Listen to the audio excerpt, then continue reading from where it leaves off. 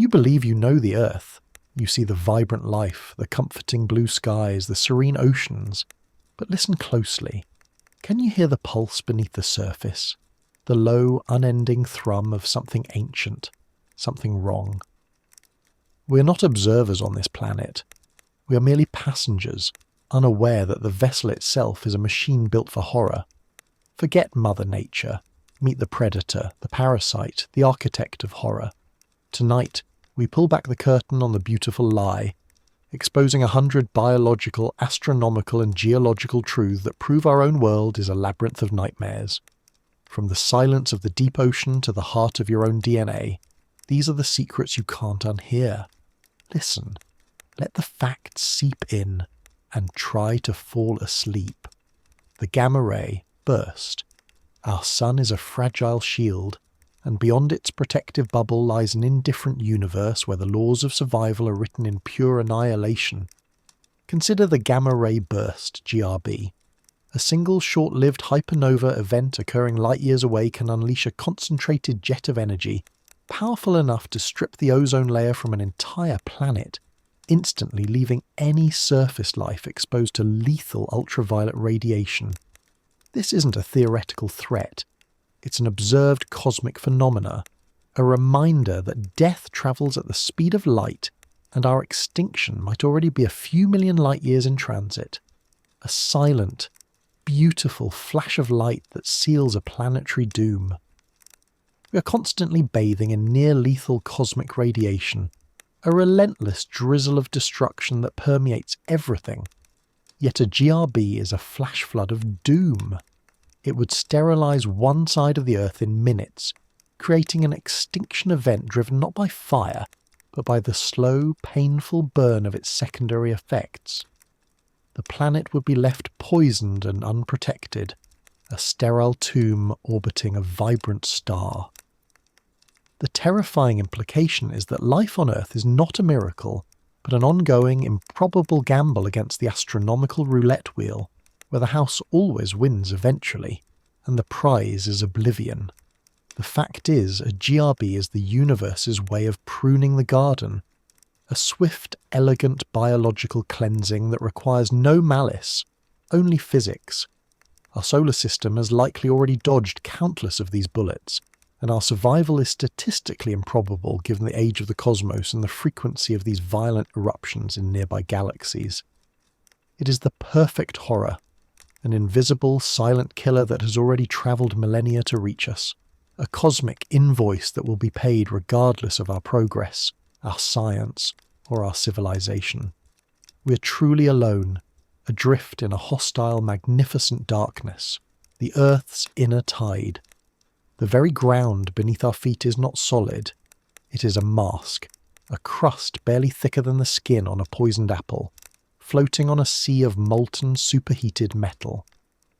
The Earth's solid inner core actually wobbles and shifts its rotation relative to the crust in ways scientists still do not fully comprehend, sometimes slowing down, sometimes speeding up, creating mysterious, minute variations in the planet's gravitational field and magnetic poles. This silent subterranean chaos dictates the stability of the protective magnetic field that shields us from solar winds, and its unpredictable movement is a profound fundamental instability. This churning, deep earth movement is the engine of the apocalypse.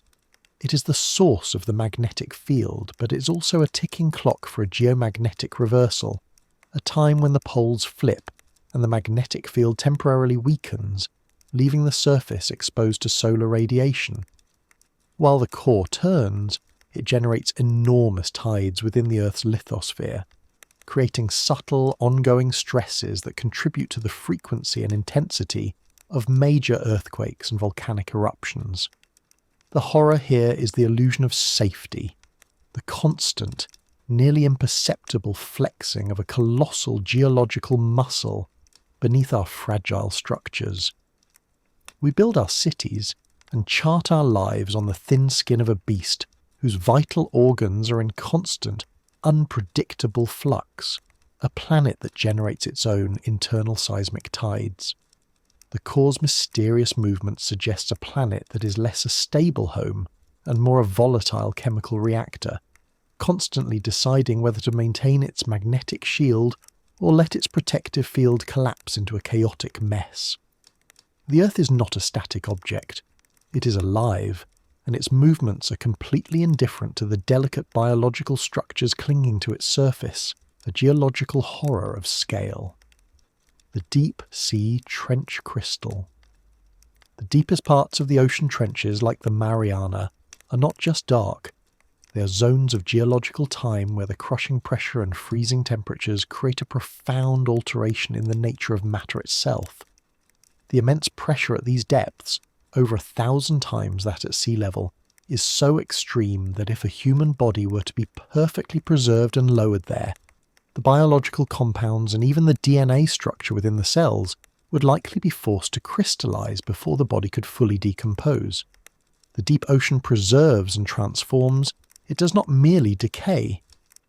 This crystalline preservation suggests a terrifying finality. The ocean floor is a vast pressurized museum of frozen biological potential, where organic material is forced into a state of mineralized stasis, a biological time capsule.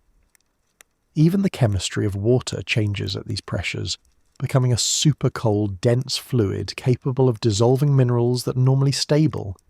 The crushing force itself is the executioner, creating a burial that is both eternal and fundamentally unnatural, defying the organic cycle of return to dust. The abyssal plains are the true frontiers of the planet's horror, a place where the rules of life and decay are rewritten by indifferent physics, where the very concept of flesh is rendered obsolete by pressure. These trenches are the Earth's most profound tombs, capable of holding the secrets of any catastrophe, crystallized and waiting in the profound, crushing darkness. They are silent, lightless voids where life is an exotic, specialized nightmare, and the human body becomes nothing more than a temporary scaffolding for geometric transformation. Arctic methane. Hidden beneath the vast, frozen tundra of the Arctic, a silent, epical change is occurring. The deep permafrost, which has locked away organic matter for thousands of years, is beginning to thaw at an unprecedented rate, releasing ancient nightmares. This thawing is liberating massive stores of methane, a greenhouse gas far more potent than carbon dioxide, which had been trapped beneath the frozen surface in pockets called clathrates. These plumes of escaping gas are a ticking bomb of pure climate chaos, ready to accelerate the Earth's warming beyond our ability to control. The true horror is not just the methane, but the biological content that is being released alongside it. Dormant, ancient strains of viruses and bacteria, effectively frozen in time. These pathogens have not interacted with the modern immune system for millennia, and their reintroduction poses an existential risk that transcends mere climate concern, suggesting that the past is literally rising to haunt the present. This phenomenon is a macabre exhumation, where the Earth is sacrificing its own frozen dead to fuel its coming fever, a terrifying, irreversible feedback loop of planetary self-destruction. The sudden, catastrophic release of these methane clathrates, a scenario known as the clathrate gun hypothesis, could trigger a rapid, irreversible climate shift, transforming the planet into a drastically different, hostile environment overnight. It is a slow-motion geological suicide, a powerful symbol of how the Earth, in its raw, uncaring form, always holds the ultimate trump card in the game of existence. The frozen silence of the North is breaking, and the whispers it releases are not warnings, but promises of disaster. Planetary rotations slow down. The relentless turning of the Earth, which defines our days and the very rhythm of our lives, is not fixed.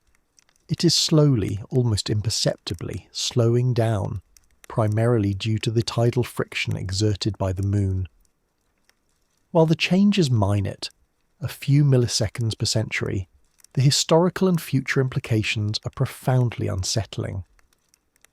In the deep past, a day was only a few hours long, and in the deep future a day will stretch into weeks, utterly dismantling the biological and psychological cycles that govern all current life on the planet. This cosmic deceleration means that the planet is gradually drifting into a new lethargic state, a geological slowness that fundamentally alters the energetic output of the weather systems and the biological clocks of every living thing. Imagine a day that lasts 1,000 hours, subjecting one half of the world to an endless baking light while the other half freezes in a protracted night. It's a slow-motion, planetary scale torture. The rotation is a form of momentum, and its decay signifies a move toward a less dynamic, more extreme world, a world where the extremes of light and dark dictate a horrifying new biology. The slowdown is a form of cosmic inevitability, a gradual, rhythmic march toward an ultimate tidal lock with the moon, a fate that awaits all celestial bodies in proximity. When this occurs, one face of the Earth will be eternally scorched, the other eternally frozen, rendering the planet uninhabitable. A barren testament to the power of celestial mechanics. It is the purest expression of the horror of deep time, a fact of physics that ensures our future extinction, a death sentence written into the very fabric of the lunar tides and the spin of the planet. The sudden stratospheric warming event. We believe the weather is a predictable surface phenomenon, but the atmosphere holds a terrifying secret in its upper layers. The sudden stratospheric warming, SSW event, a chaotic phenomenon that occurs miles above our heads. This is not just a cold snap, it is a rapid, dramatic and unpredictable warming of the polar stratosphere, which then causes the massive high-altitude jet stream, the boundary holding the Arctic's cold air in place, to violently buckle and collapse. This atmospheric breakdown unleashes the polar vortex, plunging deadly, super-chilled air into unexpected latitudes with little warning, a brutal meteorological invasion. The power of the sky to instantly turn against us is the horror.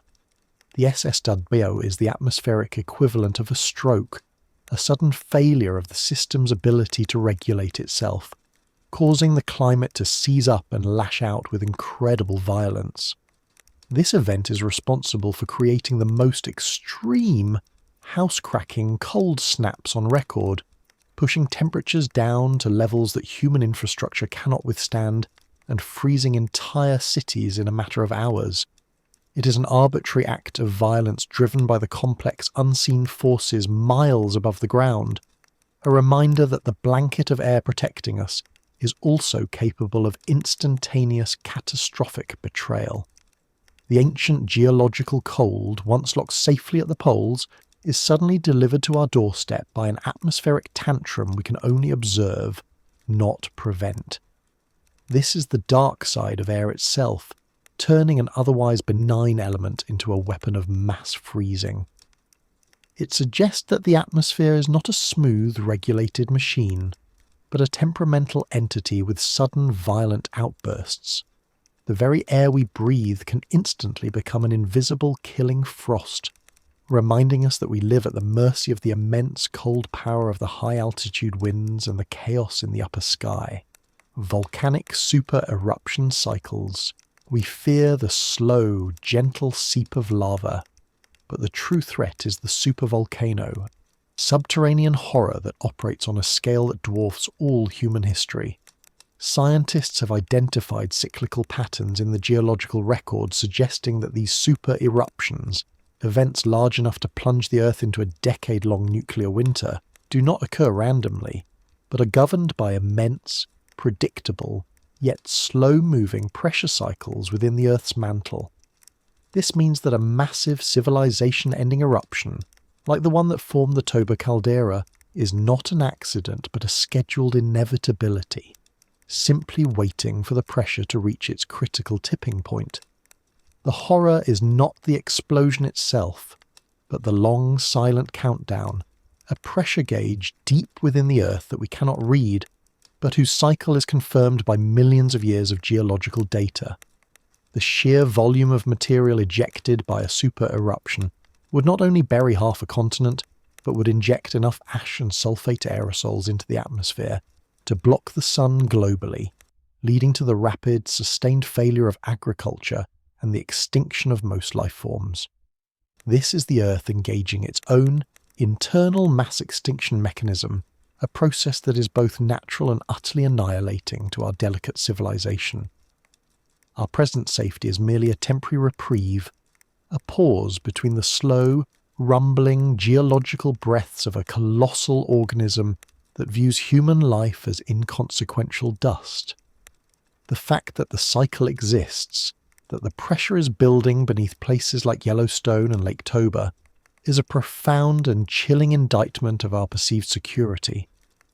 We are living on top of a dormant yet predictable powder keg, and the knowledge of its cyclical nature transforms it from a natural disaster into a slow-motion, impending geological judgment. The deep Earth's dark biosphere. Below the soil, below the rock, and extending miles into the Earth's crushing high-temperature mantle, lies a hidden world of microbial life known as the deep biosphere. Scientists estimate that the total biomass of this subterranean dark ecosystem might rival or even exceed all life on the surface combined. This is a cold, slow, immense civilization of bacteria and archaea that lives entirely independently of the sun, feeding on geological chemicals and the sheer energy of the Earth's core, existing in conditions that would instantly kill any surface organism. This is the true hidden power of the planet. A colossal microbial entity living in perpetual darkness and silence, utterly alien to the life we know. The deepest, most numerous organisms survive by feeding on the hydrogen produced by the reaction between water and rock, a process known as serpentinization, transforming the planet's chemistry in ways we cannot track. The implications are profound. We are not the dominant form of life. We are merely the noisy, temporary surface coating on a planet dominated by a silent, ancient and vast underground populace that has existed since, before complex life evolved. The horror of the deep biosphere is the realization that a majority of life on Earth is completely outside our frame of reference, existing in a realm that is both physically inaccessible and fundamentally indifferent to our existence. This deep, pervasive network is slowly, continually altering the geochemistry of the planet, a secret, subterranean force that dictates the environment we take for granted. We are merely clinging to the thin, sunlit skin of a planet whose primary life force is alien, dark, and utterly vast. The planet's constant self-healing. The very concept of a stable landmass is an illusion. Plate tectonics, the movement that shapes continents and raises mountains, is fundamentally driven by the Earth's need to self-regulate its own temperature and pressure, a constant, violent process of destruction and creation. Subduction zones, where one plate slides beneath another, are where the crust is violently recycled back into the mantle, melting ancient landscapes, fossils, and even the remnants of past civilizations into a new, undifferentiated geological slurry. The Earth is continually devouring its own memory. This geological recycling is a horrifying metaphor for the planet's indifference. Everything we build, everything that defines a historical epoch, is destined to be slowly but violently consumed by the churning abyss of the mantle. The deepest, darkest part of the Earth's process is the ultimate censor, wiping the slate clean with magma, pressure and time. The grand scale of this process turns mountains into transient ripples and transforms continents into temporary rafts floating on an eternal, churning sea of rock. Our monuments are merely future fodder for the planet's hungry interior. The chilling fact is that this relentless geological violence, the constant grinding, the earthquakes, the subduction, is necessary to keep the planet habitable by maintaining its thermal balance. The destructive force is paradoxically the source of our life. This planetary self-cannibalism ensures its own survival, but guarantees the eventual obliteration of all its surface-dwelling tenants, a constant, necessary cruelty that defines the horror of deep time. The Earth must tear itself apart to live, and we are just collateral damage in its eternal geological war. The rogue wave phenomenon. The ocean is a beast of unimaginable scale, and its most terrifying attack is the rogue wave, a phenomenon that defies simple mathematics and human expectation. These are not tsunamis driven by geological shifts, but colossal, solitary walls of water that spontaneously form in the open sea, often in calm conditions, reaching heights capable of snapping massive ocean liners in half. Rogue waves are a statistical anomaly given physical form, a reminder that the liquid heart of the planet can conjure spontaneous, lethal chaos from absolute calm, acting outside the known laws of hydrodynamics. The fear of the rogue wave is the fear of the unexpected, the ultimate proof that the ocean possesses a chaotic element that we cannot predict, measure, or understand. These freak waves are so rare, so massive, and so brief that for centuries they were dismissed as sailors' myths, until scientific instruments and satellite data finally confirmed their existence, revealing that the ocean's surface is capable of momentary self-generated violence that is not tied to any storm or earthquake. It is the ocean's mind suddenly deciding to attack, with no warning and no discernible cause. The terror is rooted in the absence of a cause, the spontaneous immense power of water coalescing into a vertical cliff of death, simply because the physics of the open sea allowed it to, for one moment, break the rules. It is a moment of pure, unpredictable liquid rage, a reminder that the deep sea is fundamentally a hostile and unknowable domain. The rogue wave is the ultimate symbol of the Earth's capricious nature, the embodiment of a beautiful but utterly indifferent planet that can, without warning, erase entire vessels and their crews from existence. The planet's escape water. The liquid heart of life, water, is quietly escaping our planet, molecule by molecule, a process driven by the high-energy ultraviolet radiation from the sun interacting with water vapour in the upper atmosphere. While the rate of loss is minuscule on a human scale, over deep time, this slow, steady dissipation means the Earth is drying out, relinquishing its most vital element back into the indifferent vacuum of space. This quiet exodus is a reminder that the planet is not a sealed system, but a leaky, vulnerable vessel slowly hemorrhaging its lifeblood into the cosmic void. The terror here is the process of slow, inevitable environmental degradation, a planetary death by 1,000 silent cuts. As the planet loses its atmospheric water, the greenhouse effect and climate cycles become unstable, eventually leading to a dramatic reduction in surface water, creating a future that resembles the desolate, arid landscapes of Mars. This natural cosmic theft is one of the ultimate extinction mechanisms, a reminder that the very source of our life is slowly being pulled away by the unrelenting force of solar physics, a death sentence written in sunlight and hydrogen. The escape of water is not a myth. It is a measurable scientific fact that plays out on the very edge of the atmosphere, invisible to us below, but relentlessly reshaping our future. Our beautiful blue world will eventually become a dry husk, with its history of life preserved only in the deep, pressurized ice caps and subterranean aquifers, a final, chilling testament to the universal law of entropy. This is the truth of our planetary lifespan. Slow decay, a subtle, quiet horror witnessed only by the high atmosphere. Super-Earth gravity. Beyond our solar system, the most common type of exoplanet is the super-Earth, a world significantly more massive than ours, often resulting in surface gravity several times stronger than what we experience. If humanity were ever forced to colonize such a world, every movement would become a struggle, our bodies perpetually crushed under the immense, unrelenting weight of the foreign rock. Life there would be a constant debilitating battle against the planet's sheer mass, a physical prison designed by gravity itself. The horror is physiological. Imagine a world where the simplest act of rising from a chair becomes a Herculean task, where a fall is instantly lethal, and where the heart works constantly against an impossible pressure. Any organism evolving there would be impossibly squat, dense and slow, a monument to the planet's tyrannical grip. Our own fragile, elegant bodies would be an instant failure, slowly crippled by bone degeneration and circulatory collapse, rendered obsolete by the sheer scale of the environment.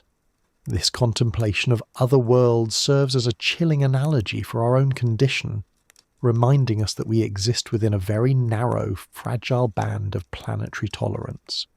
The super-Earth is a symbol of cosmic brutality, a universe full of places that are beautiful yet fundamentally hostile to our form, where the very forces that bind the world together are amplified into an existential threat.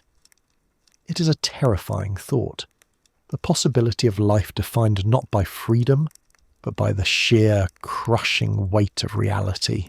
The black smoke vents, deep beneath the ocean floor, at tectonic spreading centres, exist hydrothermal vents that spew superheated toxic fluid into the crushing darkness, creating towering chimneys known as black smokers. These fluids, rich in sulfur and heavy metals, can reach temperatures well over 400 or land. Cirques text Esther, but they do not boil due to the immense pressure. This is a terrifying hidden landscape where water exists in a supercritical state, a liquid-gas hybrid where the planet's internal heat is violently released through plumes of scalding metallic death. The surrounding ecosystem is utterly alien, thriving on chemosynthesis, utterly independent of the sun's energy, a biosphere of pure primal darkness. Giant, sightless tube worms and bizarre, grotesque crabs thrive in the scalding, poisonous water, demonstrating that life can flourish in the most extreme, hellish conditions imaginable. These vents are the Earth's most honest expression of itself, a dark, hot, toxic, and utterly indifferent machine that creates life not through warmth and light, but through geothermal violence and chemical horror.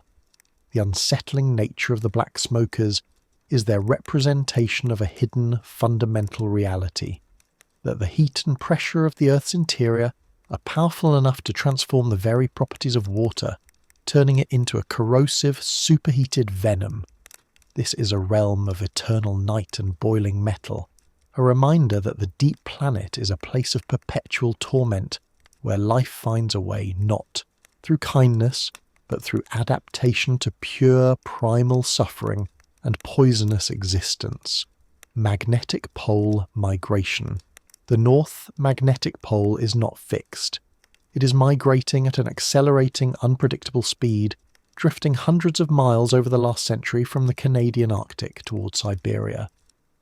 This movement is a chilling symptom of the slow, chaotic processes occurring in the Earth's molten outer core, signalling a potential instability that could eventually lead to a geomagnetic reversal, a flip of the north and south magnetic poles. This migration reveals a crucial weakness in the planet's protective shield, a vulnerability we cannot control. During a full reversal, the magnetic field is not suddenly reversed, but temporarily collapses into a chaotic multipole state, severely weakening its protective barrier against solar and cosmic radiation. For a significant period, the surface would be exposed to a torrent of lethal energy, causing widespread power grid failures, cellular damage, and increased cancer rates. This invisible, slow-motion catastrophe is a direct consequence of the planet's internal chaos, a ticking time bomb built into the very physics of the inner Earth. The pole's erratic movement is a dramatic reminder of our fragile dependence on the planet's internal machinery. We rely on the core's churning to sustain the field that shields our delicate biology, and its current instability is a sign of immense, unseen stresses deep within the globe. The magnetic shield, A field we take for granted is merely a temporary phenomenon of planetary physics, a shimmering, invisible veil that the Earth may choose to drop at any moment, exposing us all to the unforgiving vacuum above. Runaway greenhouse. Effect. The fate of Venus, our sister planet, is a chilling prophecy for Earth. A runaway greenhouse effect, where the planet's atmosphere traps heat so efficiently that all surface liquid water is boiled away, creating a scorching, high-pressure hellscape. This is the ultimate planetary horror, a dramatic shift where a temperate world transforms into a pressure cooker, an eventuality that is not outside the realm of possibility for Earth, if key tipping points are crossed in our climate system. It is the end of water, the end of life, and the birth of a desolate metallic oven. The mechanism is a terrifying feedback loop.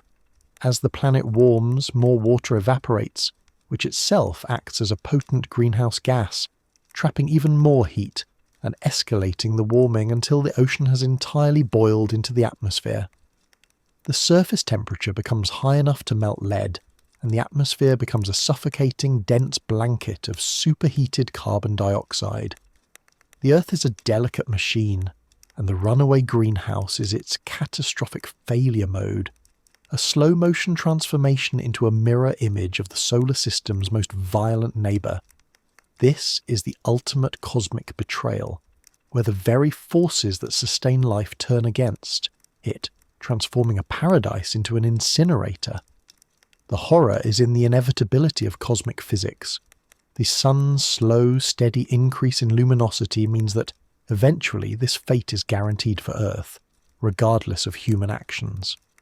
The planet will turn itself inside out, becoming a place where the atmosphere is the executioner, slowly simmering all life until only mineralized dust remains. The gravity anomaly, deep in the Indian Ocean, south of Sri Lanka, exists one of the world's most significant gravity anomalies, a massive area where the Earth's gravitational pull is substantially weaker than the planetary average, a mysterious depression in the geoid. This geological dent is so profound that the sea level in that region is measurably lower than anywhere else on Earth.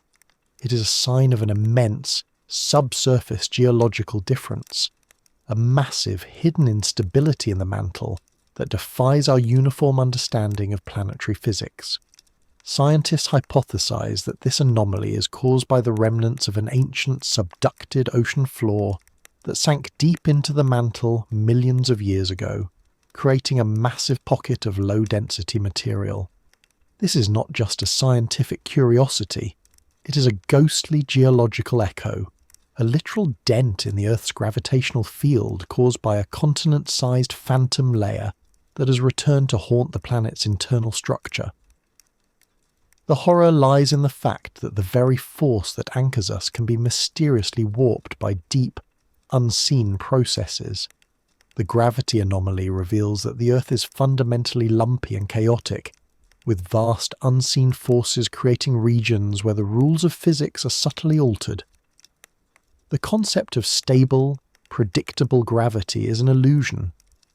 The Earth's pull is constantly changing, dictated by the slow, immense churning of the mantle's ancient sinking secrets. It is a profound, subtle terror, a place on Earth where the very sense of weight and planetary connection is measurably diminished by a geological ghost beneath the waves, hypersonic wind shear. The highest reaches of the atmosphere are not a gentle boundary. They are a realm of sheer, lethal violence where wind speeds and temperature gradients create impossible, instantaneous conditions. Hypersonic wind shear in the upper layers of our air can create instantaneous pressure drops and friction, so intense that any object passing through it is subjected to an explosive, tearing force that acts with the speed and brutality of an unseen guillotine. This atmospheric terror is a sudden, powerful force that tears objects apart and vaporizes matter in an instant. This phenomenon is a reminder that the boundary between our familiar world and the vacuum of space is a highly dynamic and deadly environment where invisible forces of physics, pressure, friction, and sheer speed combine to create catastrophic violence. The wind up there is not a breeze, it is a rapid, instantaneous kinetic shredder that exists only in the high atmosphere, a true wind shear that can slice through materials with the efficiency of a razor. It is a silent, lethal, and fundamentally uncontrollable force. The terror is in the proximity. This atmospheric violence exists just miles above our heads, a high-speed, invisible meat grinder waiting for anything that ventures too far upward. It represents the inherent hostility of the planet's buffer zone, where the slightest deviation in velocity or angle can result in instantaneous destruction by the very air we depend on. The upper atmosphere is not a peaceful void. It is a violent, churning region where the forces of nature are concentrated into a sudden, lethal blow. The global dark current beyond the surface currents we understand, the ocean is driven by a hidden, massive, and slow-moving current known as the thermohaline circulation, or the global conveyor belt. This is a vast, profound movement of deep water driven by differences in temperature and salinity, taking thousands of years to complete a single cycle as it drags cold, dense water across the abyssal plains. This is the planet's true, slow, internal circulation system, a vast, dark river that dictates global climate patterns on a millennial timescale. The terror is its vulnerability. The influx of cold, fresh meltwater from melting ice caps can disrupt the delicate salinity balance required to drive this deep current, potentially slowing or even stopping the entire global belt. Such a shutdown would cause immediate catastrophic shifts in global weather, plunging northern latitudes into a sudden deep freeze while causing rapid warming in the south. The entire surface climate is a hostage to the invisible slow-motion engine turning in the ocean depths, a terrifying dependence on a single fragile mechanism. The deep current is the planet's mechanical heartbeat, and its potential failure is the ultimate climate horror, suggesting that a small change in surface conditions can trigger a colossal, system-wide collapse that operates outside human comprehension. This hidden dark river dictates our destiny, and the knowledge that a process operating on a scale of millennia could fail within a human lifetime is a chilling indictment of our perceived control over the colossal, indifferent forces of the Earth. The planet's seismic hum. The Earth is never truly silent. Even in the absence of obvious earthquakes or volcanic activity, the entire planet constantly resonates with a low, deep, inaudible sound known as the seismic hum, a constant vibration caused by the interaction between the atmosphere and the ocean waves pressing against the seafloor.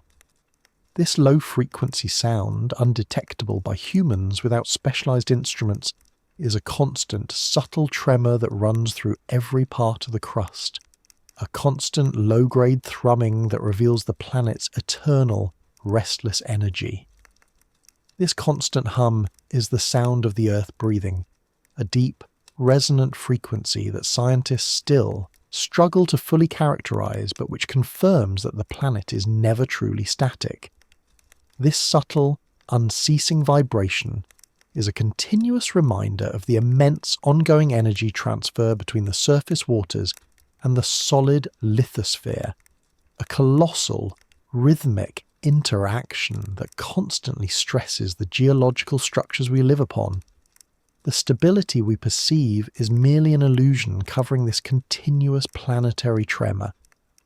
The deep-seated horror is the realization that the ground we stand on is constantly vibrating at an unceasing primordial frequency, a rhythmic pulse of a giant that never sleeps. This seismic hum is the Earth's secret language, a constant low-level warning that the massive forces of the ocean and the land are perpetually wrestling with each other just beneath the surface, ensuring that true silence and stability are impossible concepts on this active, restless sphere. Cosmic ray flux beyond the protection of our magnetic field, the Earth is constantly bombarded by cosmic rays, high-energy particles, often protons or atomic nuclei, travelling near the speed of light. While most are deflected by the magnetosphere, a significant flux still penetrates the atmosphere, striking the Earth and contributing to background radiation. This relentless subatomic artillery fire originates from supernovae and other violent stellar events, meaning our existence is perpetually threatened by the colossal, indifferent violence of dying stars. The danger is twofold. The rays themselves are a significant mutagenic factor, increasing the rate of genetic change and acting as an invisible catalyst for cancer and biological failure. Furthermore, the flux of cosmic rays has been shown to correlate with cloud formation and climate change, suggesting that the environment on Earth is being subtly but powerfully influenced by the sheer energetic violence of the galaxy. We live in a shooting gallery, and the galaxy is the gunner, casually tossing lethal debris our way. The cosmic ray flux is a chilling reminder of the utter vulnerability of our biology in a universe of high-energy physics. The fabric of our reality is perpetually being pierced by the remnants of celestial death, a quiet, constant barrage that ensures our bodies are always under attack, from forces we cannot see, feel, or stop. It is a slow, steady form of cosmic poisoning, a background hum of annihilation that underpins the entire drama of life on our shielded world. The perpetual ice loss. The polar ice caps, colossal repositories of frozen water that regulate the planet's temperature and sea level, are not just melting. They are becoming fundamentally unstable, losing mass at an accelerating non-linear rate.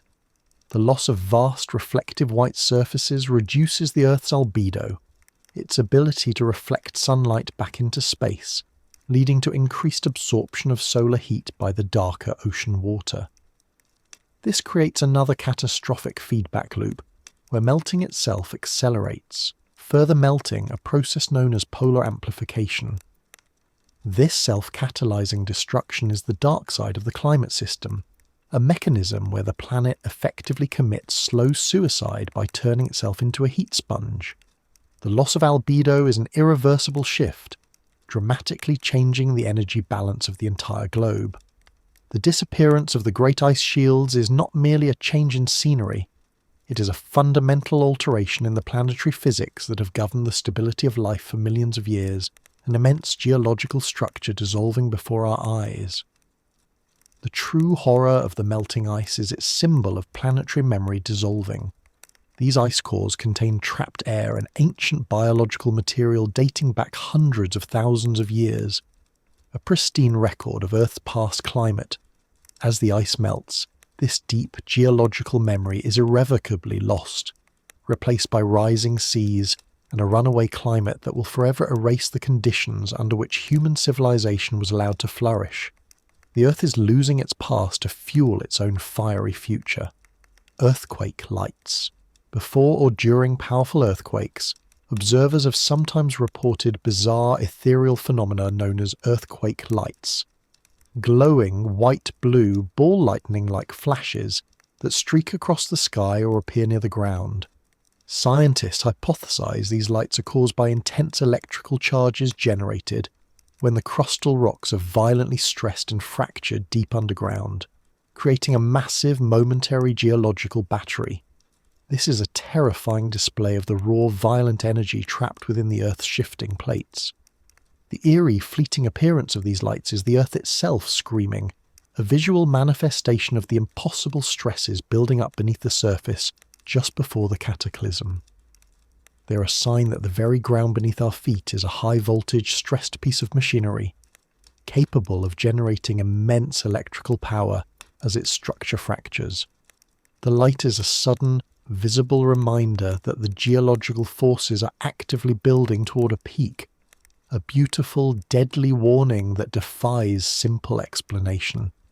The unsettling nature of the earthquake lights is that they represent a power that is both immense and utterly chaotic, a raw discharge of planetary energy that is not electrical but fundamentally mechanical and geological.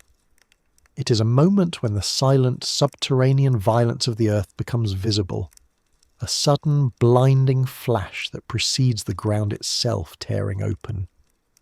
These ghostly lights are the visual sign of geological pain, a fleeting, beautiful horror that vanishes as quickly as it appears.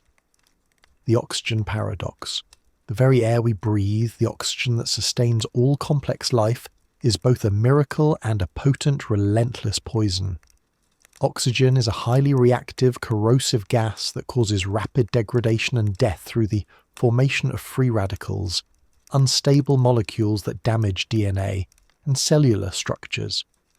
Life exists in a perpetual evolutionary race to manage and neutralize this inherent toxicity, meaning that the vital gas that fuels our metabolism is also the primary driver of our cellular decay and eventual demise. The history of life on Earth is defined by this paradox. The Great Oxidation Event was a mass extinction caused by the proliferation of oxygen, a period when the sudden arrival of the gas killed most anaerobic life. We are the descendants of the few organisms that learned to weaponize this poison, turning the agent of death into the engine of our complexity. Yet, this bargain is not a pact of peace. Every breath is a slow consumption of ourselves by the very element that allows us to live, a continuous, intimate biochemical horror. This constant battle against the corrosive nature of the air is the ultimate biological paradox, a chilling reminder that our existence is fundamentally tied to a highly reactive chemical that seeks to tear us apart at the molecular level.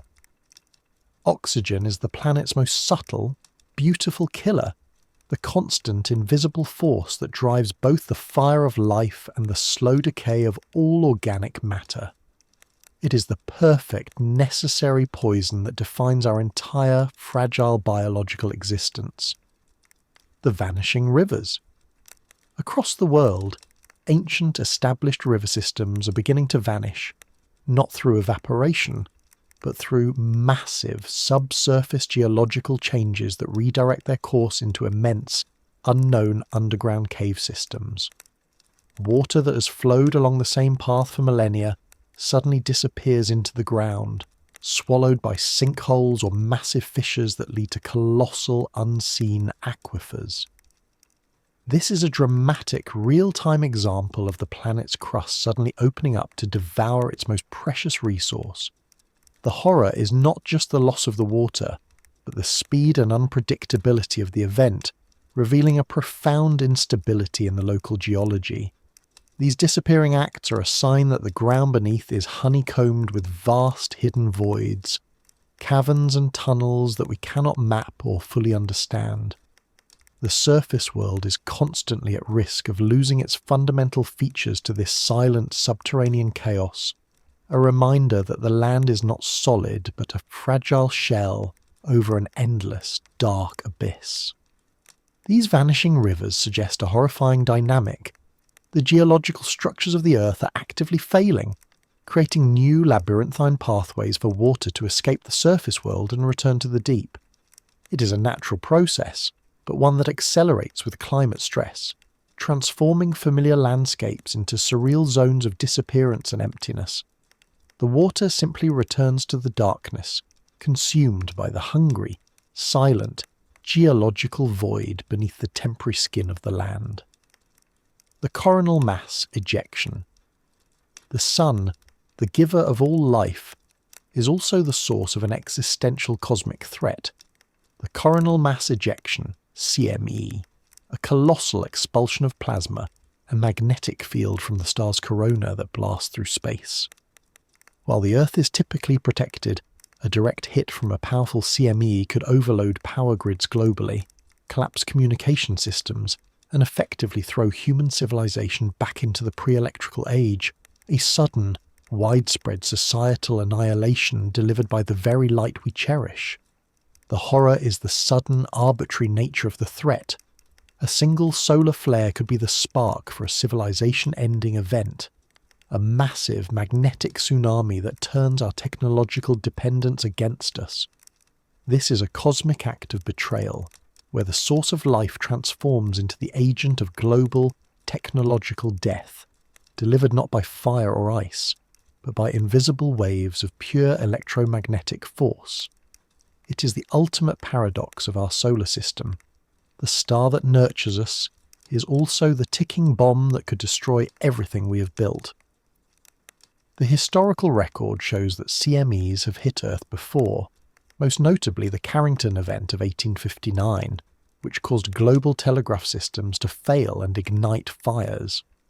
The potential for a modern, amplified version is the ultimate expression of cosmic indifference. Our continued reliance on fragile, interconnected electronic infrastructure ensures that the Earth's greatest defense, the magnetic shield, could still be overwhelmed by a single powerful breath from the life-giving yet deadly sun. The Ophiocordyceps puppet master. The quietest horror on Earth belongs to the fungi, specifically the genus Ophiocordyceps, commonly known as the zombie ant fungus. When a spore of this fungus lands on a forest ant, it invades the host body and, crucially, manipulates its central nervous system, forcing the ant to abandon its colony and climb to a precise height on a specific leaf.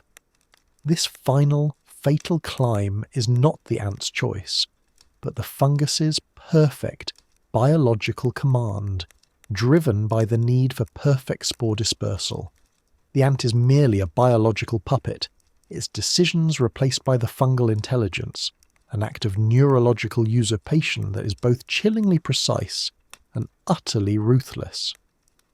Once the perfect altitude and humidity are achieved, the fungus kills the ant, anchors its jaws to the leaf's central vein in a death grip, and then bursts a stalk from the ant's head, raining down spores to claim new victims on the forest floor below.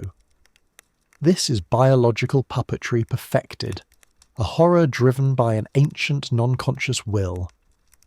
The terrifying implication of Ophiocordyceps is the realization that a simple, silent organism can completely override the free will of a complex one, turning a creature into a mobile, fungal, reproductive machine. It represents the profound, dark side of nature's intelligence, a silent, networked will that uses living bodies as disposable tools to achieve its own, relentless, reproductive imperative. The forest floor is not a peaceful place. It is a battleground of neurological warfare. The manchineel trees, venom. The Caribbean's manchineel tree is not merely poisonous, it is a biochemical nightmare, classified as the world's most dangerous tree, embodying a level of plant hostility that seems almost malevolent. Every part of the tree, the bark, the sap, the leaves and the fruit, contains potent toxins. Its milky sap causes immediate severe blistering upon skin contact, and merely standing under the tree during rain can result in chemical burns, as the toxins are diluted and drip onto unsuspecting victims. The fruit of the manchineel, which resembles a small apple, is described as having a pleasant, deceptively sweet initial taste, before the powerful burning sensation and swelling begins, leading to agonizing internal blistering and potential death from airway obstruction. This sweet invitation to a toxic end is the purest form of biological deception. The tree's power is so extreme that even burning the wood is dangerous, as the smoke can cause temporary blindness and severe respiratory irritation, demonstrating its complete aggressive chemical defense system. This tree is a profound symbol of the predator in the root, a quiet, stationary organism that has perfected chemical warfare to such a degree that it is an existential threat to all nearby life. It is a terrifying, silent sentry, reminding us that the natural world can contain organisms whose beauty masks a deadly, complex and unceasing hostility. The manchineel is a perfect representation of nature's indifference, capable of inflicting severe torment through its simple, silent existence. Mycorrhizal networks control the ground beneath any forest is woven with the invisible, sprawling threads of the mycorrhizal network, a vast subterranean internet of fungal filaments, hyphae, that connect the root systems of nearly every tree and plant. This wood wide web allows plants to communicate, share nutrients, and even send chemical distress signals to one another, essentially linking the entire forest into a single, massive, sentient-like organism. This network is less a cooperative and more a deep, unseen matrix of control and resource allocation. The chilling truth is that the fungal network dictates the terms of life in the forest, acting as a non-conscious silent sovereign. This network has been shown to favour certain trees, often starving out or delaying the growth of seedlings from competing species by diverting crucial nutrients away from them. This is biological economic warfare played out in the dark, where the fungi serve as the bankers and arbiters, deciding which life forms thrive and which are subtly suppressed by the vast interconnected underground intelligence. This immense hidden network is the very definition of a silent conspiracy, a world spanning consciousness made of simple threads, constantly managing the competition and cooperation of the entire botanical kingdom. It reminds us that the forest is not a collection of individuals, but a single, massive, breathing entity, one whose decisions are made by the fungal matrix, proving that life does not need a brain to exert absolute, silent, pervasive control over its environment. The carnivorous bladderwort. In the quiet, stagnant waters of bogs and lakes, the tiny, unassuming bladderwort lurks, a carnivorous plant whose method of predation is a true feat of biological horror and speed. The plant has minuscule hollow sacs, or bladders, which are held under negative pressure. When a small aquatic organism, a water flea or a larva, brushes against the trigger hairs, the bladder door instantly springs open, sucking the prey in with one of the fastest movements in the entire biological kingdom. The bladderwort's existence is a chilling microcosm of the dark side of nature, a stationary plant-like entity that is an apex predator of the miniature world, existing in a state of perpetual, silent, spring-loaded hunger. The water is its trapping medium, and the negative pressure is its perfect, invisible weapon, transforming the very fluid of life into an instant, inescapable trap. The prey is consumed slowly by enzymes, their struggle ending in the sudden, silent void of the bladder. The horror of the bladderwort is its absolute mechanical indifference. It is a non-conscious organism that has perfected the sudden, devastating ambush. The plant is a static executioner, a silent terror that demonstrates that life's evolutionary pressure will lead to predatory perfection, even in the most unlikely of forms. It's a reminder that even the quietest corners of nature are filled with mechanisms designed for sudden, violent consumption. Fungal melanin and radiation.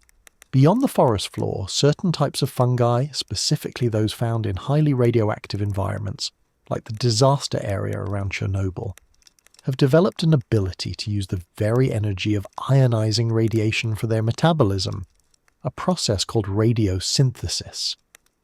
These fungi contain high amounts of melanin, a dark pigment that allows them to eat gamma rays and convert the energy into chemical energy for growth, thriving on the one force that kills most other life forms.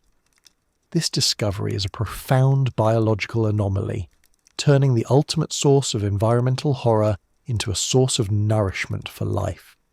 These are the life forms that truly belong to the post-apocalypse, creatures that have found a way to not just survive, but actively flourish in conditions of extreme, high-energy biological death. It suggests an evolutionary path that is fundamentally hostile to our own, where pure destruction is metabolized into pure growth. The terrifying implication of radiosynthetic fungi is that they prove life can weaponize the very energy of annihilation, turning a death zone into a feeding ground. They represent a secret, dark mastery over physics, a life form that has inverted the natural order to find sustenance in pure toxicity. It is a chilling image of a world where the only things that thrive are those that can metabolize the death of everything else. A silent, fungal dominance over planetary ruin. The strangler fig. The strangler fig employs a form of botanical assassination that is both slow and ruthlessly efficient, a silent killer among the serene beauty of the tropical forest. Its seed begins high in the canopy, often dropped into the branch of a host tree. The fig then sends down thin, wiry roots that wrap around the host trunk, slowly growing into a tight, dense lattice that eventually fuses into a massive woody cylinder. This embrace is not support, it is a deadly constriction. This is a life form that begins as a parasite and ends as a murderer. The fig's dense root cage slowly chokes the host tree, preventing the expansion of its trunk and cutting off the flow of nutrients from the roots to the canopy. After decades of relentless silent constriction, the host tree dies and rots away, leaving behind a perfectly hollow cage of fig wood in the exact shape of the victim. The fig then stands alone, a monument to the life it consumed. The horror of the strangler fig lies in its patience and its perfect act of biological replacement. It doesn't merely kill, it takes over the space of its victim, leaving behind an empty skeletal testament to the slow, inevitable power of botanical dominance. It is a profound metaphor for silent natural treachery, where a single seed can initiate a century-long, perfectly executed, cold-blooded homicide, proving that the gentlest places can harbour the slowest, most patient killers. Fungal spore clouds. A single shelf mushroom releases up to 1 trillion spores in its lifetime, and some species of fungi can launch their spores with explosive force, creating massive invisible clouds that perpetually permeate the air we breathe. These fungal spores are everywhere, in the deepest ocean, the highest atmosphere, and chillingly in every breath you take, a constant biological cloud that exists as a vast non-conscious omnipresence. We are literally swimming in the reproductive detritus of the fungal kingdom. The sheer scale of this airborne life is the true horror, a vast, silent, and entirely unavoidable entity that surrounds, penetrates, and outnumbers us in an existential way. While most spores are harmless, they represent a colossal, non-human biological power that is continually testing our immune system and challenging our existence. They are the ultimate symbolic proof that we are not masters of the air, but merely temporary inhabitants of an atmosphere saturated with the invisible, reproductive dust of another older kingdom. The most unnerving fact is the discovery of dark matter fungi, black resilient spores that have been found high in the stratosphere, thriving in freezing temperatures and high radiation. These silent airborne seeds are the ultimate survivors, a form of life that permeates the entire globe, constantly testing the barriers of our biology. The air is not empty. It is a thick, silent biological soup, and we are merely the ones breathing the reproductive dust of an ancient, pervasive underground power. The suicide berry. The fruit of the Cerbera odolum, tragically nicknamed the suicide tree, contains a potent cardiac glycoside known as cerberin, a poison so powerful and easily disguised that it has been historically used in poisonings due to its ability to mimic death by natural cardiac arrest.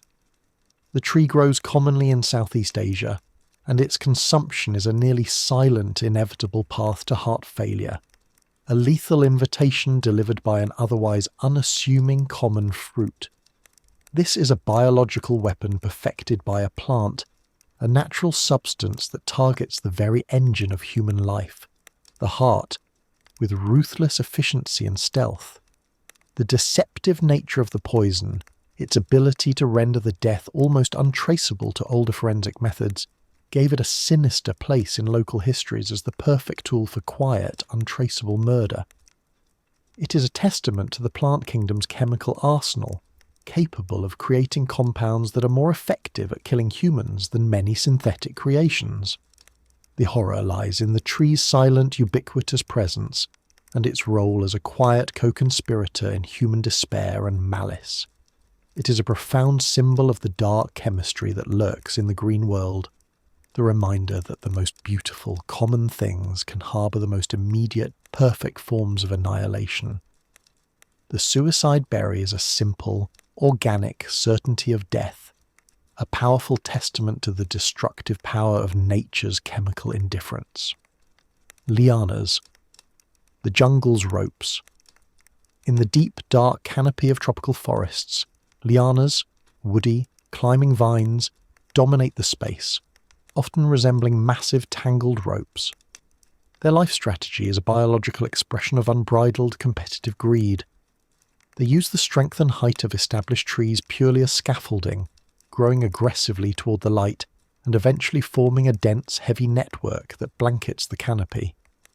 This aerial growth is not merely a coexistence, it is a profound, subtle act of botanical dominance that can kill the giants beneath it.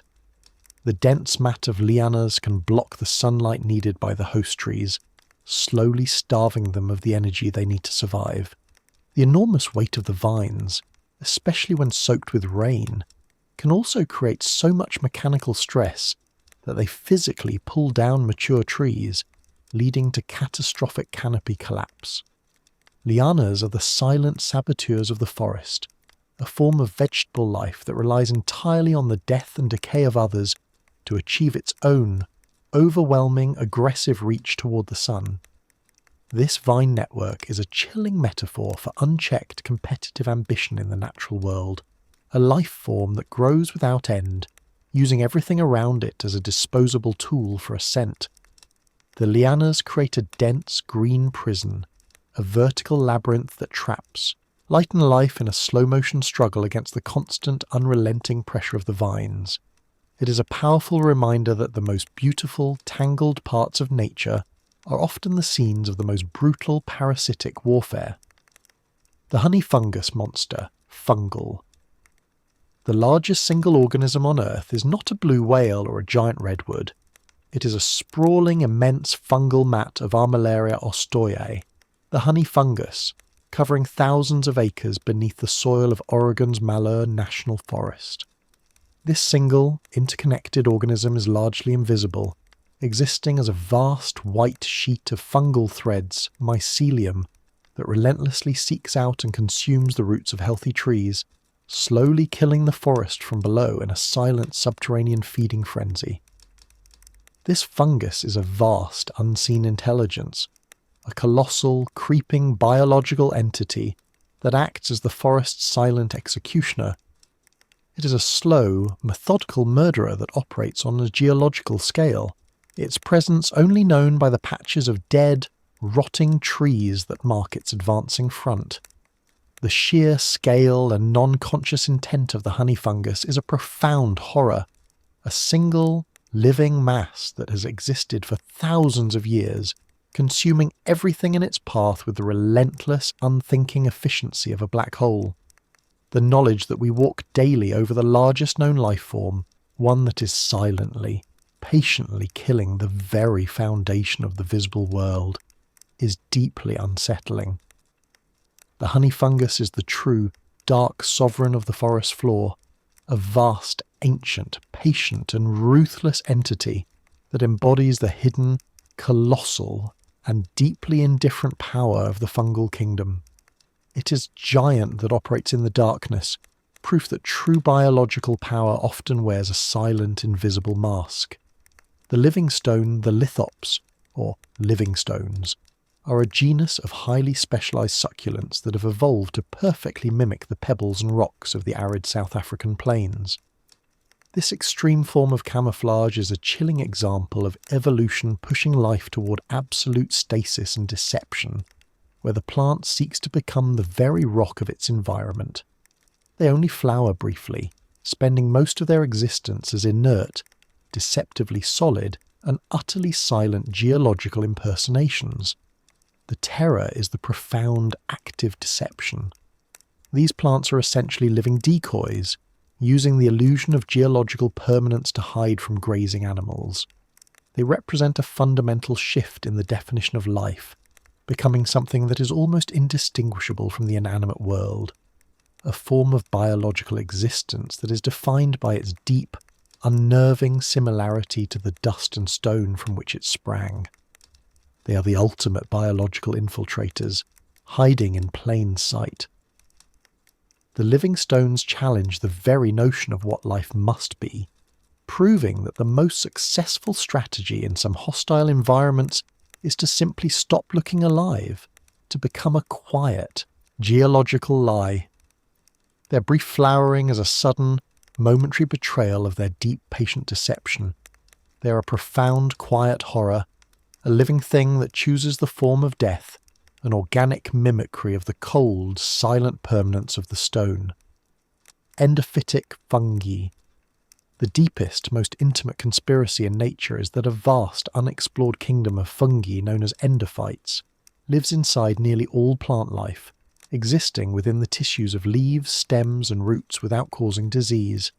These microscopic tenants are everywhere, a silent, pervasive life that permeates the walls of every green thing you see, suggesting that the botanical world is not a singular entity, but a colossal, symbiotic, and deeply interconnected biological collective.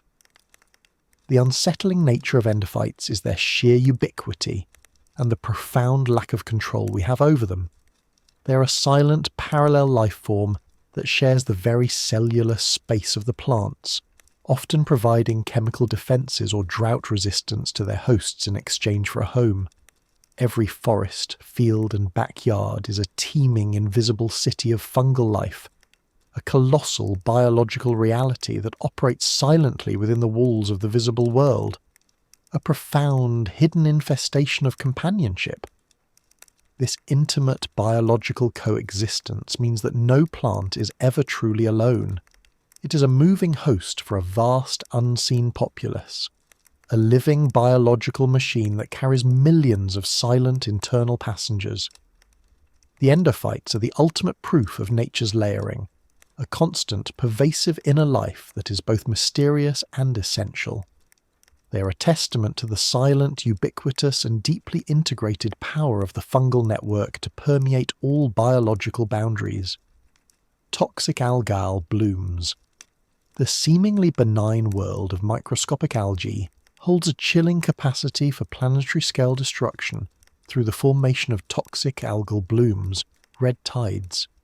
Driven by nutrient runoff and rising temperatures, these sudden, massive proliferations of single-celled organisms can release potent neurotoxins and other poisons into the water, leading to massive die-offs of fish, marine mammals and birds, and posing a direct health threat to humans. The ocean is suddenly turned into a toxic soup by a microscopic event. The terror is the scale and speed of the toxic transformation. A body of water can go from healthy to lethally poisonous in a matter of days, driven by the explosive reproductive power of these tiny life forms. These blooms are a dramatic reminder that the smallest elements of life can exert the greatest, most catastrophic control over the environment, turning the blue ocean into a churning, sickly mass of death and chemical horror. The sheer scale of the biological contamination is a profound, non-conscious act of aggression. The red tide is the ocean's fever, a dramatic symptom of climate and pollution stress that creates a self-poisoning environment. The entire ecosystem becomes a victim of its own microscopic base, a terrifying demonstration of how biological instability can quickly overwhelm all higher forms of life. It is a visual, sickening manifestation of the dark side of cellular reproduction, where life's proliferation becomes the agent of its own widespread death. The Tree of Heaven. The Ailanthus altissima, or the Tree of Heaven, is a botanical aggressor that uses a form of chemical warfare to ensure its dominance, a practice known as allelopathy. It releases potent chemical toxins from its roots into the surrounding soil that inhibit the growth and germination of nearly all competing local plant species, effectively poisoning the ground to create a sterile zone around itself. This tree is a quiet, ruthless chemical sovereign that claims territory through the silent destruction of its neighbours. The true horror of the Tree of Heaven is its resilience and its fundamental indifference to the local ecosystem, a biological bulldozer that thrives in the most damaged, toxic urban environments. It grows quickly, poisons the competition, and is notoriously difficult to eradicate, sprouting rapidly from any root fragment left behind. It is a powerful symbol of aggressive biological domination, a species that has perfected the art of chemical and physical siege to achieve total, localized control. This botanical invader is a stark reminder that life is a constant, brutal battle for resources, played out with silent chemical weaponry. The Tree of Heaven embodies the terrifying power of biological resilience, coupled with active hostility, a life form that literally sterilizes the earth to ensure its singular, overwhelming presence. It is a quiet, unassuming dictator of the plant world, achieving dominance through the slow, toxic siege of the very ground it grows in. The resurrection plant, the Selaginella lepidophylla, or the resurrection plant, is a chilling biological marvel, a desert moss that has perfected the art of apparent death as a survival strategy. When deprived of water, the plant curls into a tight desiccated ball, turning brown and becoming brittle, a state of complete, seemingly lifeless dormancy that can last for years or even decades. Yet, upon the merest hint of moisture, it unfurls and turns green again in a matter of hours, a dramatic, unsettling return from biological stasis. The horror is the blurring of the line between life and death. The resurrection plant operates in a state of sustained biological pause, achieving an extreme form of longevity by simply electing to stop living when conditions are unfavourable. It is a mastery over decay and time, suggesting a biological capacity for near-perfect stasis that defies the normal rules of entropy. It is a living artifact of the desert, a life form that can literally shut down its entire existence and wait for a better moment. The resurrection plant is a profound, quiet horror, a life that can voluntarily embrace the outward appearance of death, demonstrating a control over its own vitality that seems alien and unnerving. Its sudden, miraculous return is a betrayal of expectation, a reminder that the desert harbours forms of life that treat death not as a finality, but as a temporary self-imposed solution. It is a quiet, powerful symbol of life's relentless, unkillable will. The pitcher plant's trap. The various species of pitcher plants, Nepenthes and Sarracenia, are beautiful, elegant and ruthless executioners that employ a complex biological trap. A modified leaf that forms a deep, specialized cup filled with digestive enzymes and water.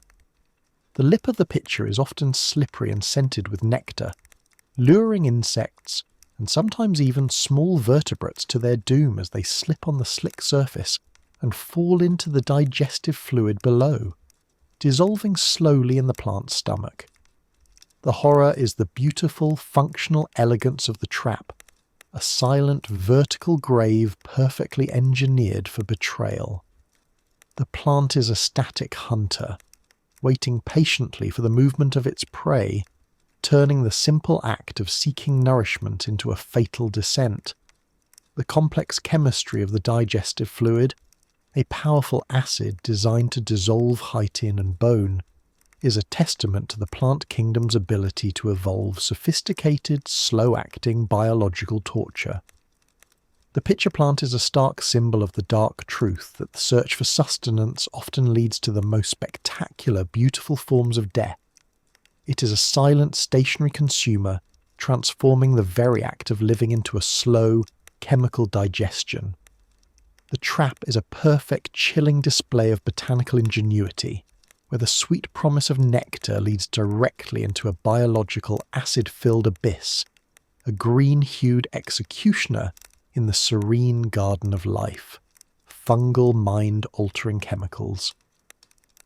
Beyond the macroscopic effects of psilocybin, the fungal kingdom produces a vast, largely unmapped arsenal of potent mind-altering chemicals that affect a wide range of biological targets, often to manipulate the behaviour of insects, mammals, or even other microbes.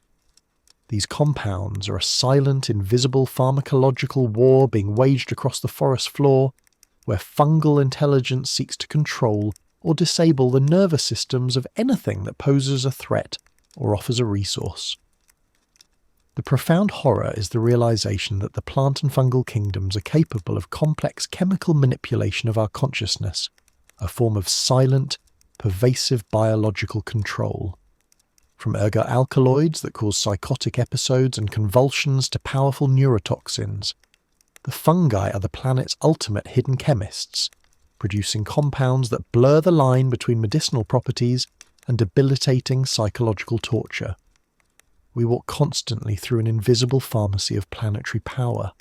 This chemical warfare represents a higher level of biological cunning, where non-conscious life forms dictate behaviour through the silent language of molecular binding. It is a chilling reminder that the human nervous system is an open target for the planet's silent pharmacists, a fragile, complex structure that can be entirely hijacked by the simplest of organic compounds.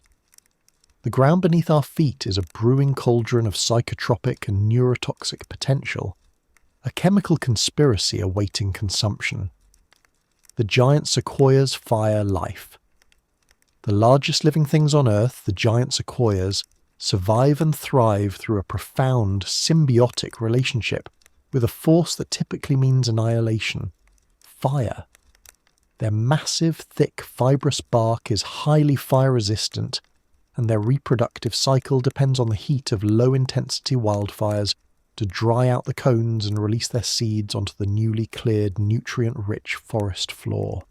This is a life form that requires periodic, controlled destruction to ensure its own survival and rebirth. The horror is the necessity of violence for life's continuation, the biological principle that demands catastrophic change for the sake of survival. The sequoias are a living paradox, existing in a state of eternal necessary tension with the element of fire, a biological entity that weaponizes its own resilience against the chaos of the forest. They are a profound symbol of life's indifference to individual tragedy, demanding the death of the underbrush to ensure the immortality of the giant.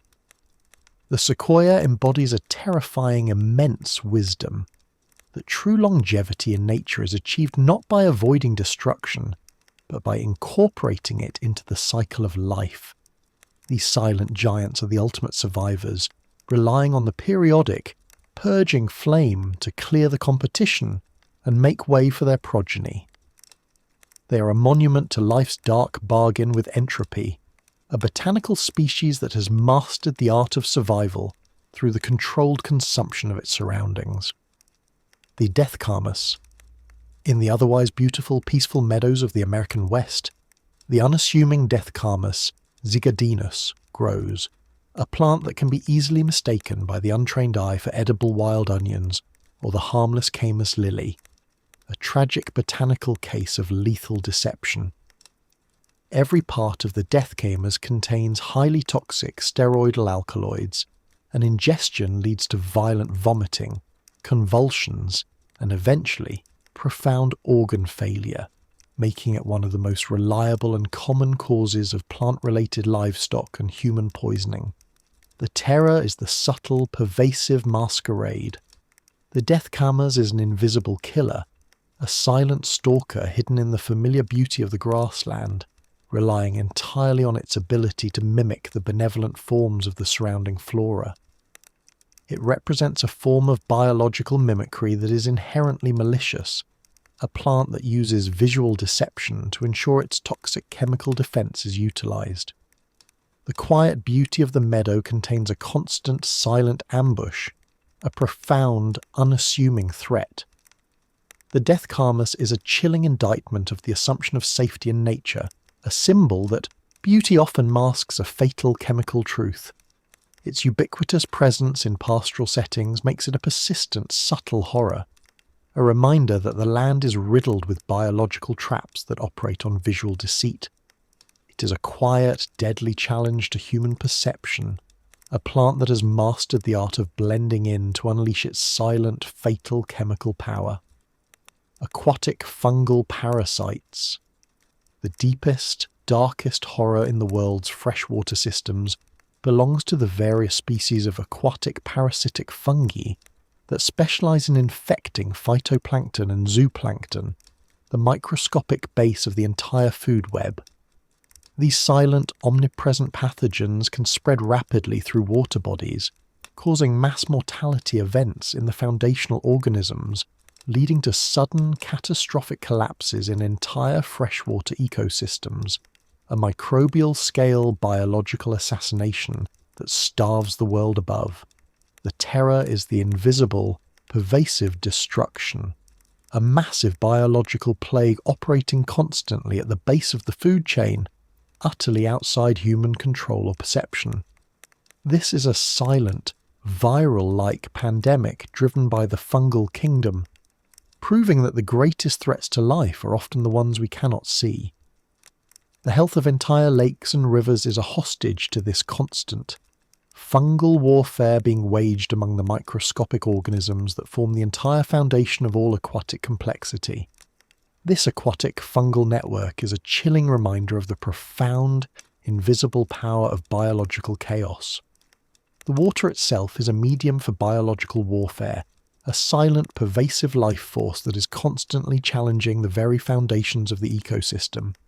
It is a profound, subtle horror, a microscopic, ruthless kingdom operating in the fluid heart of the world, capable of silent systemic ecological collapse. The dodder vine. The dodder vine, Cuscuta, is a plant that has entirely abandoned the common botanical practice of photosynthesis, evolving instead into a pure yellowish-orange parasite that survives entirely by attacking, penetrating, and stealing the nutrients directly from its host plants. Lacking leaves and operating as a mass of wiry, spaghetti-like stems, the dodder locates its victims through airborne chemicals, then rapidly coils around them and sinks specialized root-like structures called haustoria into the host's vascular system. The horror is the sheer, uncompromising parasitism, a form of plant life that is entirely defined by the annihilation of others, a botanical vampire with no green life of its own. Once attached, the connection is permanent. The dodder will often detach its own roots from the soil, committing fully to its parasitic aerial existence, becoming a terrifying, suffocating network of pure biological theft. It is a profound symbol of the life that feeds solely on the vitality of others.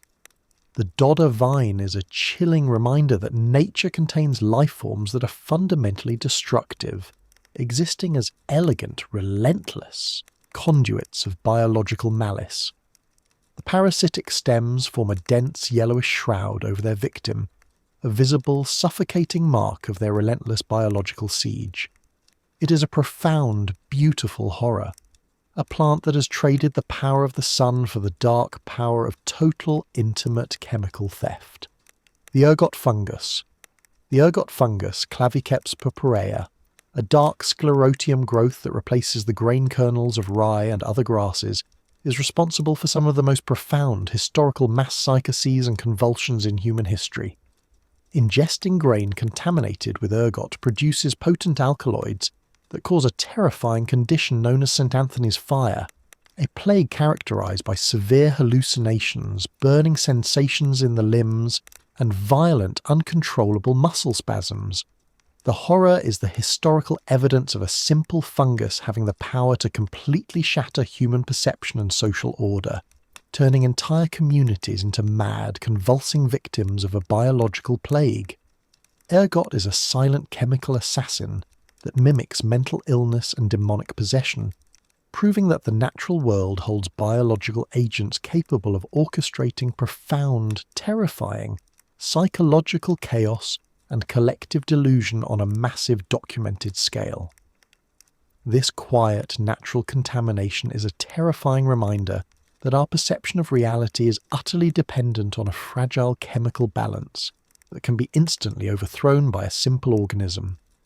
The ergot fungus is a symbol of the dark, pervasive influence of the fungal kingdom over the human mind, a silent historical killer that proves the most profound horrors are often the ones that begin with a simple, poisonous seed in the food supply. The giant hogweed. The giant hogweed, Heracleum mantagasianum, is an invasive plant whose sap contains potent photosensitizing furanocoumarins, chemicals that, when they contact the skin, react violently with sunlight. The result is a severe condition known as phytophotodermatitis, causing massive, painful, blistering burns that can last for months and leave permanent dark scarring. This plant turns the very force of life, sunlight, into a weapon against the skin, a chemical conspiracy that uses the day to inflict intense biological injury. The terror is the plant's massive size and its insidious, silent mechanism of attack, a pervasive, unassuming danger that weaponizes the environment. The hogweed does not need to bite or sting, it only needs to be touched, and the invisible chemicals wait for the sun to complete the agonizing biological damage. It is a profound, chilling reminder that beauty often hides chemical malice. A massive, towering plant whose delicate leaves contain a biological compound that turns the skin into a self-incinerating wound. This chemical assault is a terrifying proof of the dark ingenuity of nature's defense systems, a plant that relies on a chemical relay to inflict delayed, catastrophic harm. The giant hogweed is a symbol of nature's hidden hostility, a massive, elegant organism that transforms the sun's benign light into a weapon of severe, lasting biological pain. It is a colossal, silent threat that uses the simple reality of the day to enact its chemical revenge. Fungal ghost root system. The immense complexity of the fungal kingdom includes certain species that produce rhizomorphs, thick, cord-like fungal structures that are often mistaken for roots, but are actually massive, protective bundles of hyphae. These rhizomorphs act as the fungal network's circulatory and invasion system, allowing the massive mycelial mats to rapidly and aggressively travel across non-nutritive materials, penetrating deep into the soil and even brickwork to seek out new hosts. This thick, invasive network is the fungal world's ghost infrastructure, a hidden, dark system of tunnels and invasion routes that links the silent subterranean consciousness. The rhizomorphs allow the fungus to operate over vast distances, acting as the circulatory system for the colossal, hidden life form beneath the forest floor. They represent a secret, determined intelligence that operates beneath the very foundations of the visible world, a powerful, silent and pervasive biological siege engine.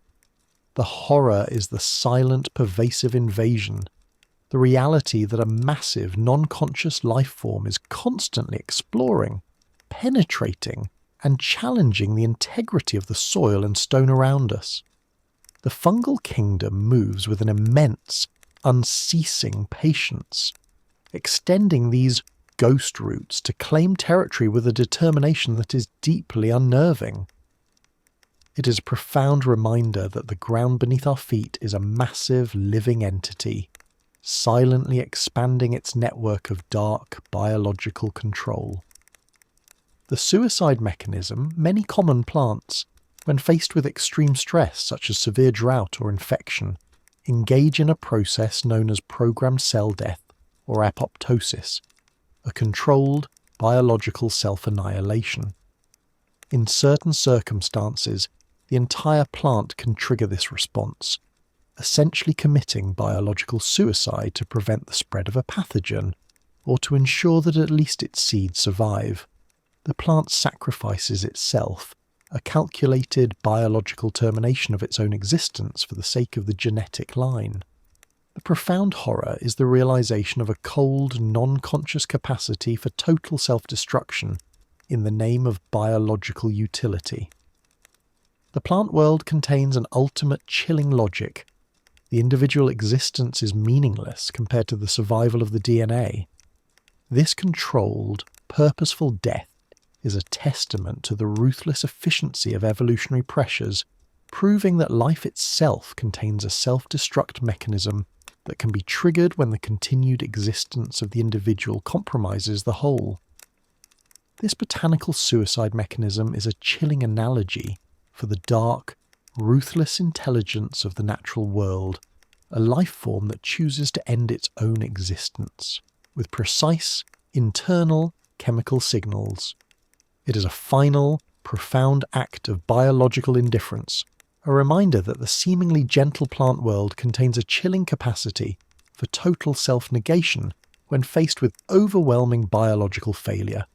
The plant chooses death to ensure life. We are halfway through the descent. 50 layers of the Earth's true, terrifying nature peeled away. The vast cosmic horrors have given way to the silent, slow-motion treachery of the root and the spore. But the deepest nightmares are yet to come. The most intimate horrors that live inside us, and the creatures whose very existence is an act of pure cruelty. If this journey into the haunted earth has gripped you, don't let the darkness end here. Give this video a like. It's the only light the algorithm will offer us. And if you dare to know what other truths we've uncovered on this channel, truths about history's forgotten psychopaths, the world's most terrifying urban legends, and the dark reality of science, then subscribe and ring that notification bell. It's the only way to be prepared for what's next. Now, brace yourself. The deep dive begins. The anglerfish fusion.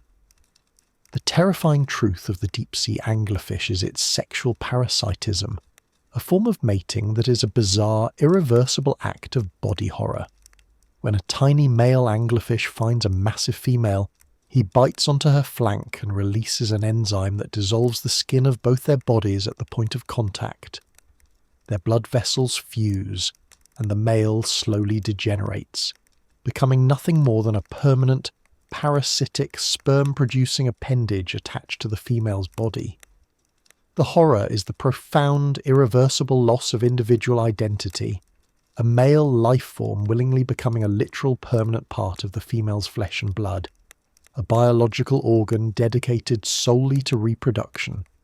This permanent parasitic bond is a chilling symbol of total biological surrender, where two organisms become one with the loss of all male autonomy.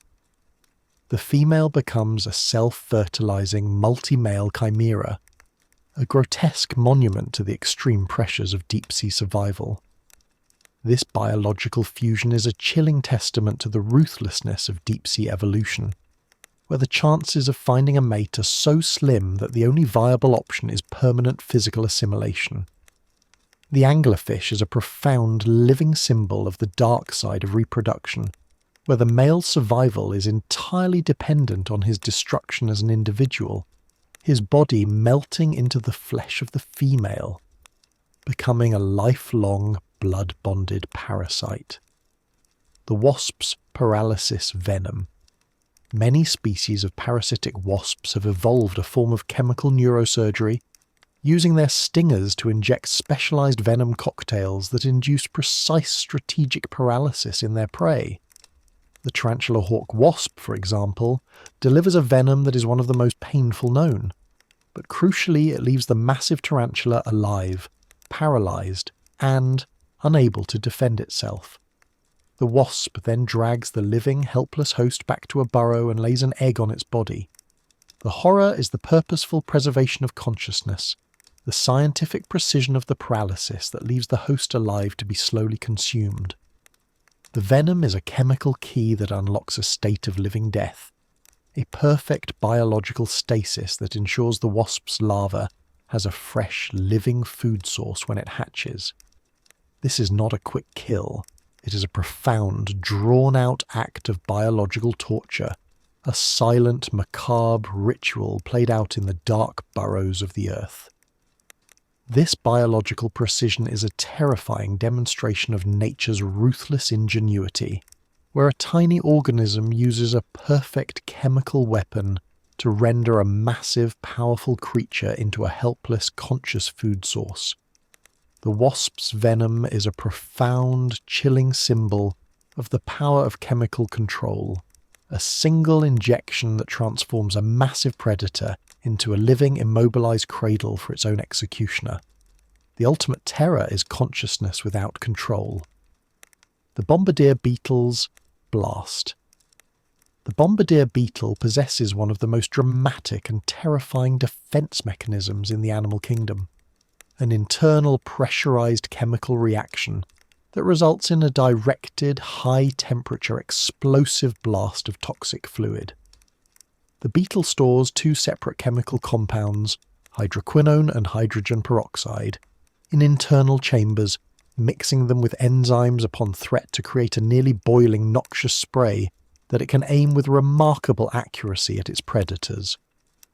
The horror is the beetle's internal biological chemistry set, a miniature, living, high-pressure chemical reactor built for self-defense.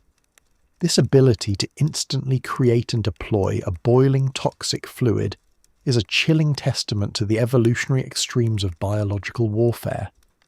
The beetle essentially carries a self-contained high-temperature bomb, a perfect chemical defense system that relies on the controlled, instantaneous creation of a violent thermal weapon, a true biological paradox. The bombardier beetle is a profound, startling symbol of nature's willingness to embrace chemical violence, an organism that has perfected the art of explosive reactive defense. Its sudden, boiling discharge is a shocking betrayal of the benign appearance of insect life, proving that even the smallest creatures can harbour a terrifying high-velocity thermal weapon. It is a tiny, living cannon, a chilling demonstration of biological extremity and defense. The immune system's double edge. The very system designed to protect us, the human immune system, is also a profound biological threat, capable of turning its immense targeted power inward in a systemic betrayal known as autoimmune disease. When the immune system mistakenly identifies the body's own healthy tissues, whether the joints, nerves or organs, as foreign invaders, it launches a relentless, highly specific, and often irreversible biological assault. The most advanced defense becomes the most intimate enemy. The horror is the intimate internal civil war, a biological betrayal where the body's ultimate protection becomes the source of its own self-inflicted destruction. The immune system, a machine perfected over millennia to fight external threats, suddenly loses its ability to distinguish between friend and foe, initiating a slow, methodical, cellular-level consumption of its own host. This internal chaos is a chilling reminder of the fragility of biological self-recognition.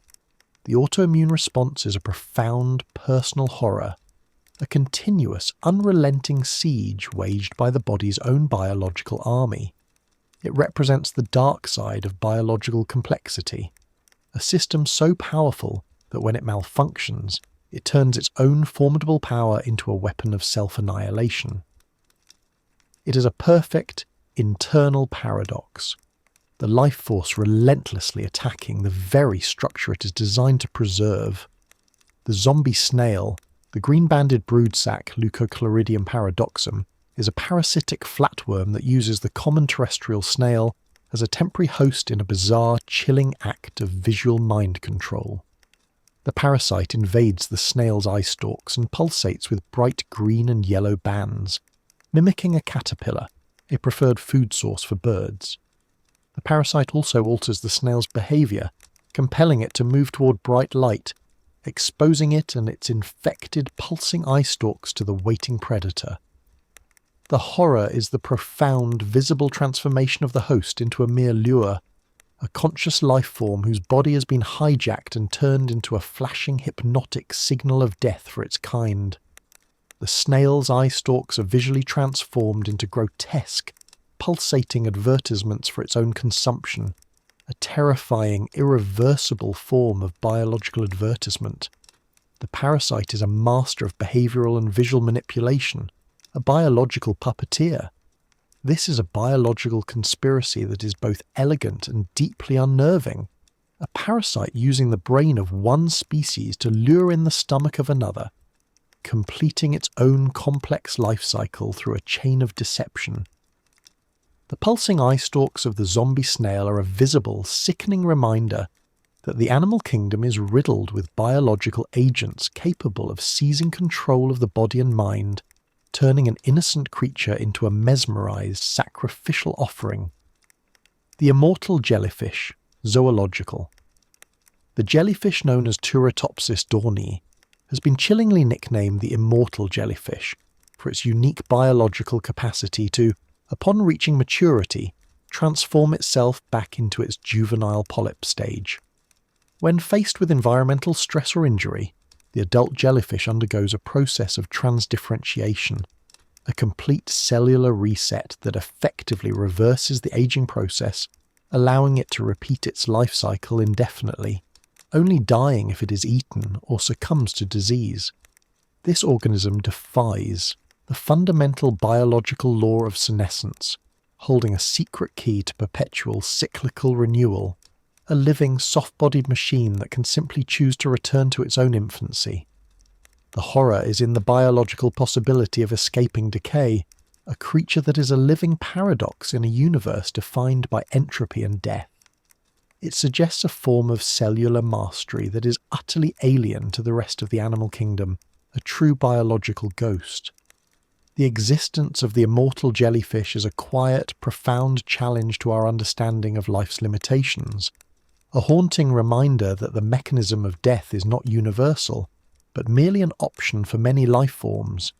It is a biological symbol of eternity, a soft, translucent creature that has achieved a kind of quiet, terrifying, and eternal life by simply refusing the finality of old age, perpetually escaping the inevitability of time.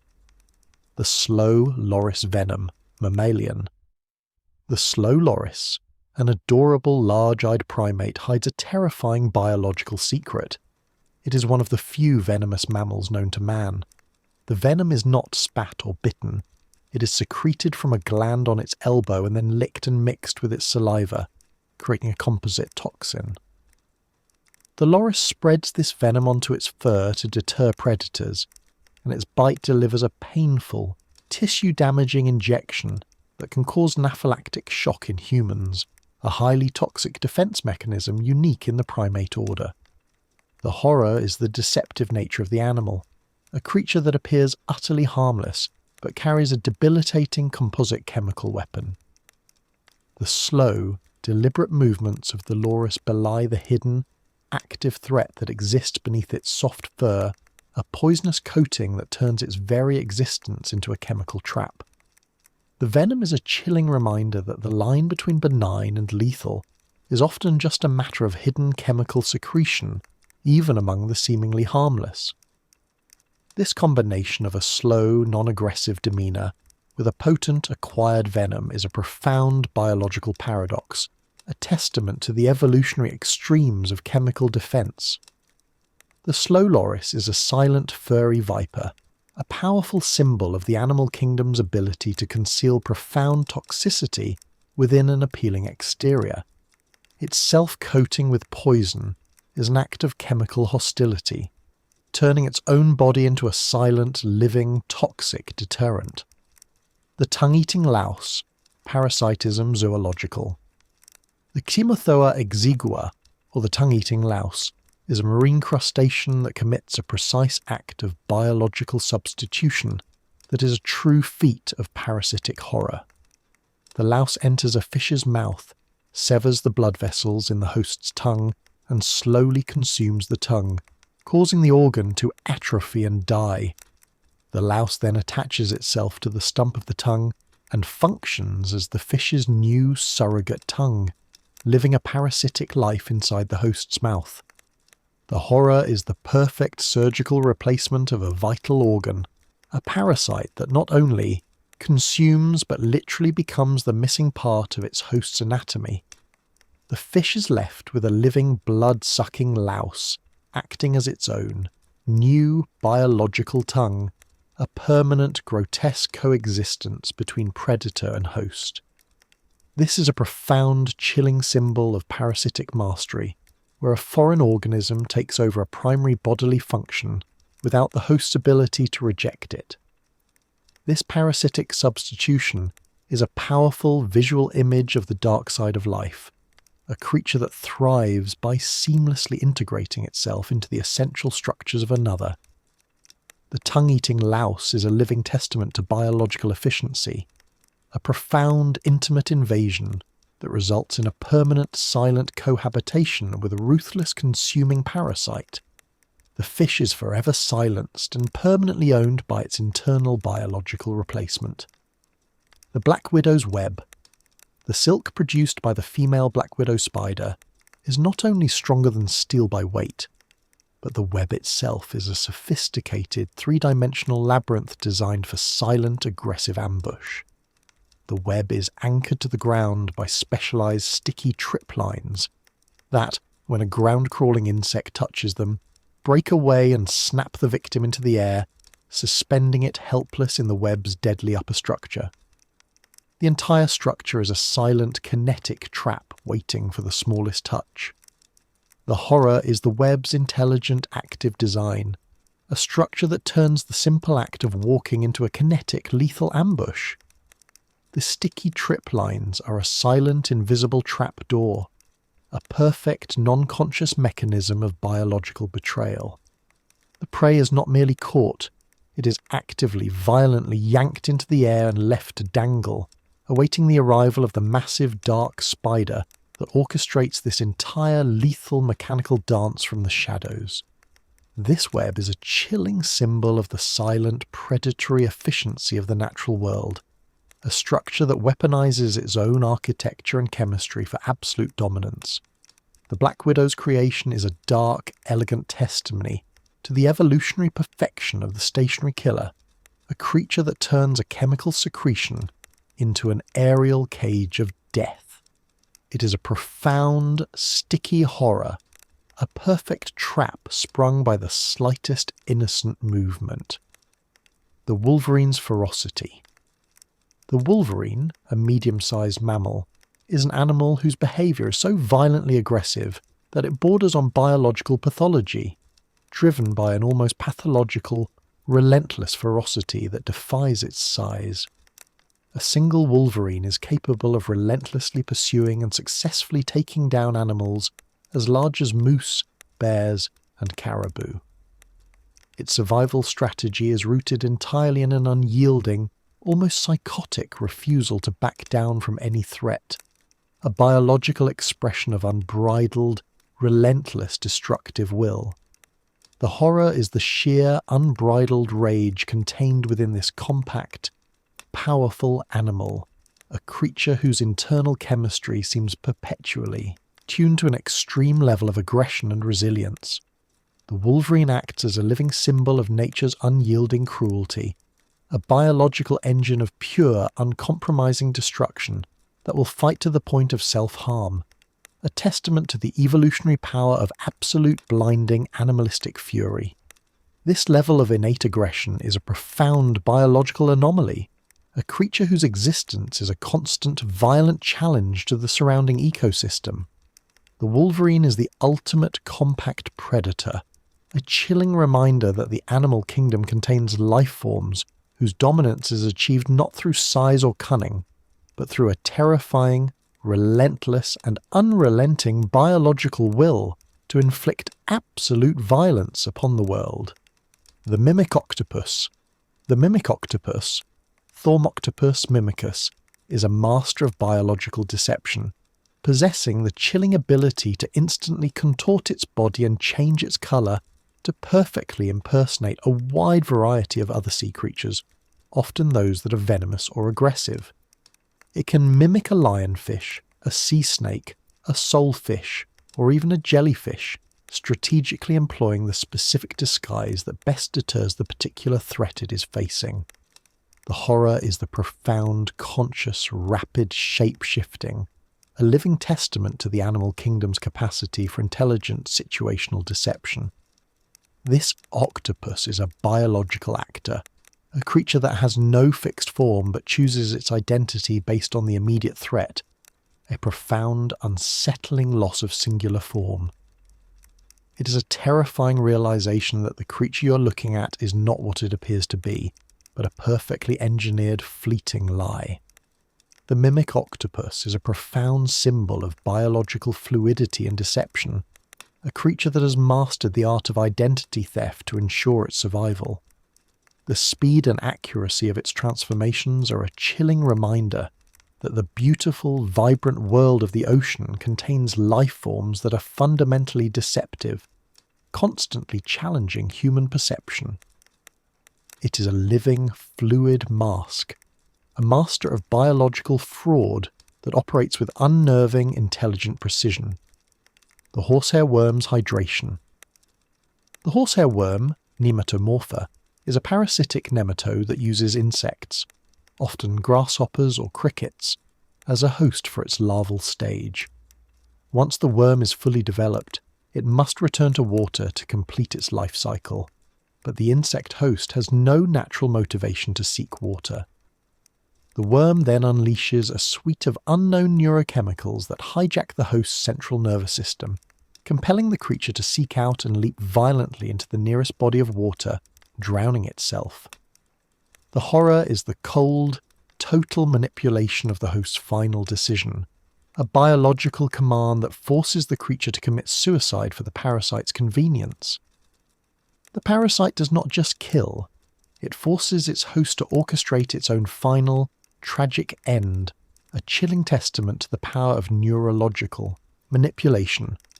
The host is nothing more than a temporary land-based biological submarine, piloted to its watery doom by the hidden parasite.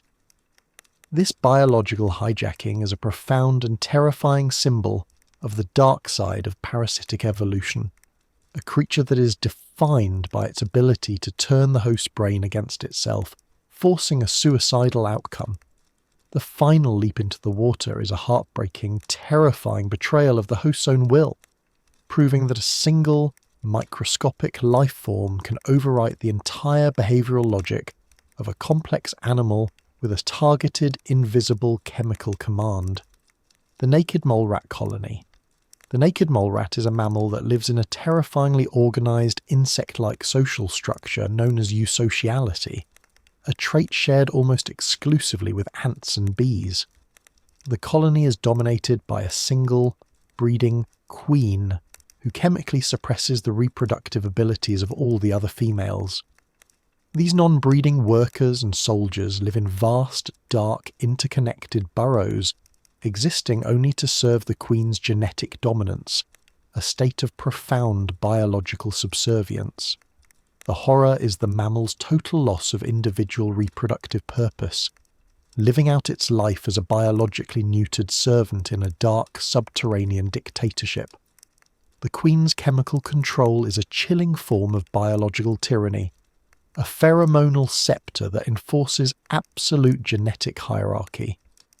This colony is a disturbing real-world example of how biological pressures can strip mammals of their individual drive, transforming them into a single, massive, non-reproductive machine.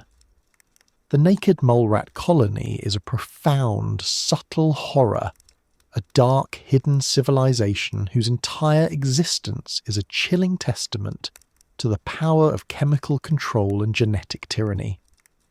Their collective identity and lack of individual freedom represent a terrifying evolutionary pathway, a mammalian society that has traded individual destiny for the cold, reproductive efficiency of the hive mind, living in perpetual sightless servitude.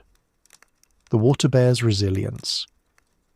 The tardigrade, or water bear, is a microscopic, multi-legged organism whose existence is a profound biological anomaly, a creature that has evolved to survive environmental extremes that would instantly kill all other life.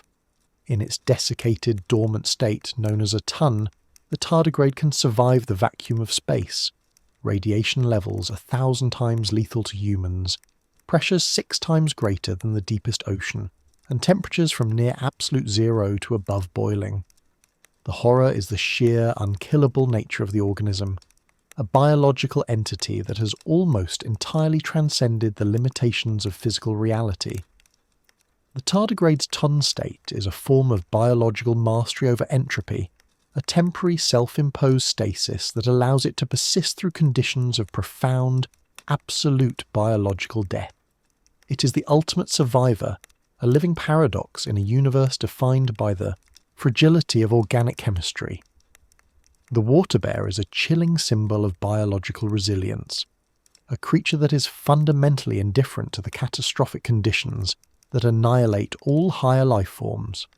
It is a living, microscopic tank that can exist in a state of unkillable biological neutrality.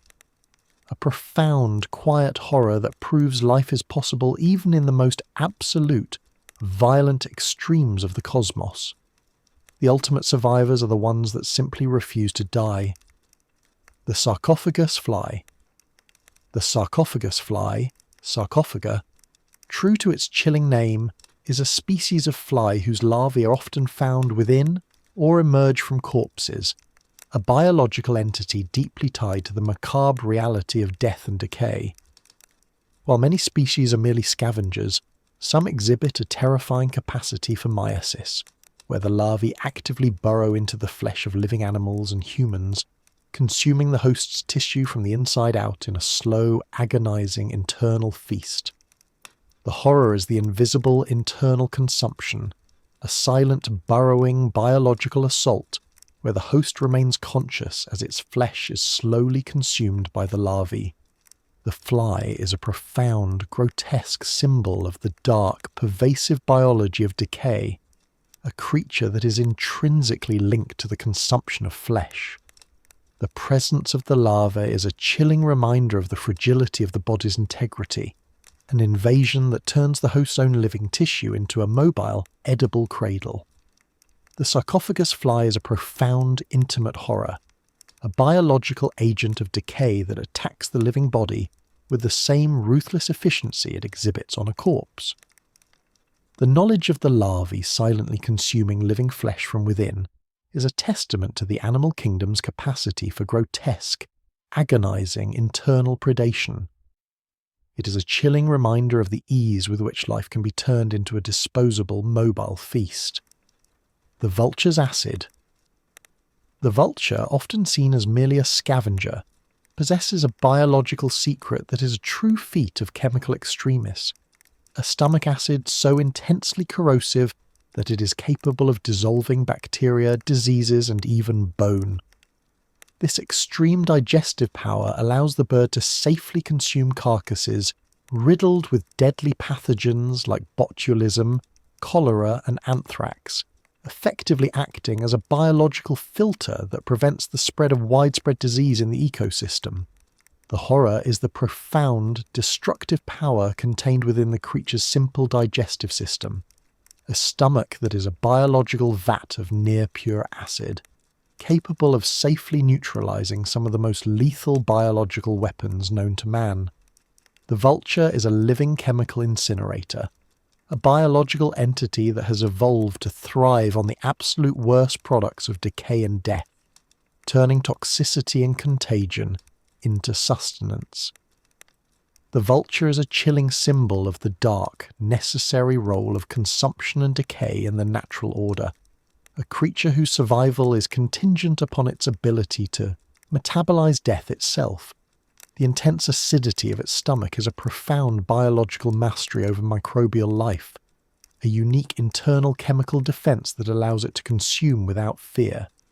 It is a necessary, grotesque hero, a profound symbol of life thriving on the fringes of absolute biological filth. The puss moth caterpillar. The puss moth caterpillar, often recognized for its fluffy, deceptively appealing appearance, is a masterpiece of biological defense and deception, a tiny, toxic nightmare. Hidden beneath its soft exterior are rows of venomous, needle-like hairs that, when touched, release a potent cocktail of toxins, causing immediate, intense, throbbing pain, inflammation, and sometimes nausea and headaches that can last for days. The caterpillar's appearance is a lethal lure. The horror is the profound deception, a creature that uses the soft appearance of fragility to conceal a powerful, immediate biological weapon. The pain delivered is disproportionate to the size of the animal, a terrifying reminder that the smallest life forms can harbour the most concentrated, potent toxins.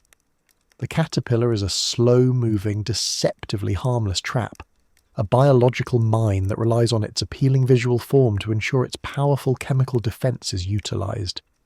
This tiny, toxic organism is a profound symbol of the dark side of nature's beauty, a creature whose appearance is a complete lie, designed to invite contact and deliver immediate, agonizing punishment. The puss moth caterpillar is a silent, furry viper, a chilling testament to the evolutionary pressure to protect oneself with the most painful, debilitating chemical weapons possible, turning a gentle touch into an immediate biological agony. The spider's ballooning. The ability of tiny, juvenile spiders to travel vast distances, even across oceans, by releasing strands of silk into the air and catching the prevailing winds is known as ballooning. This is not a controlled flight. It is a profound, terrifying act of biological surrender to the atmosphere, allowing the spider to be swept up into the jet streams and carried thousands of feet above the ground, sometimes landing hundreds or even thousands of miles from their origin. The horror is the sheer, indiscriminate atmospheric spread, a constant, pervasive airborne migration of arachnids that is utterly outside our control or perception. The atmosphere is perpetually filled with microscopic life, drifting on threads of silk, raining down silently on the entire globe.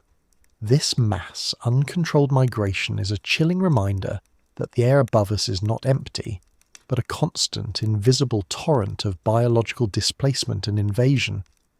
The ballooning spider is a profound symbol of the animal kingdom's ability to weaponize environmental forces for dispersal, a creature that turns silk into a nomadic ticket.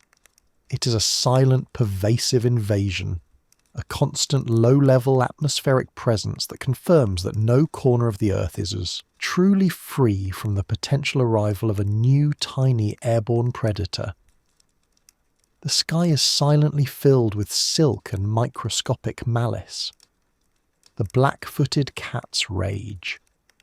The black-footed cat, Felis nigripes, one of the world's smallest feline species, possesses one of the highest hunting success rates of any cat on Earth, driven by a nocturnal, relentless ferocity and an astonishing level of biological aggression.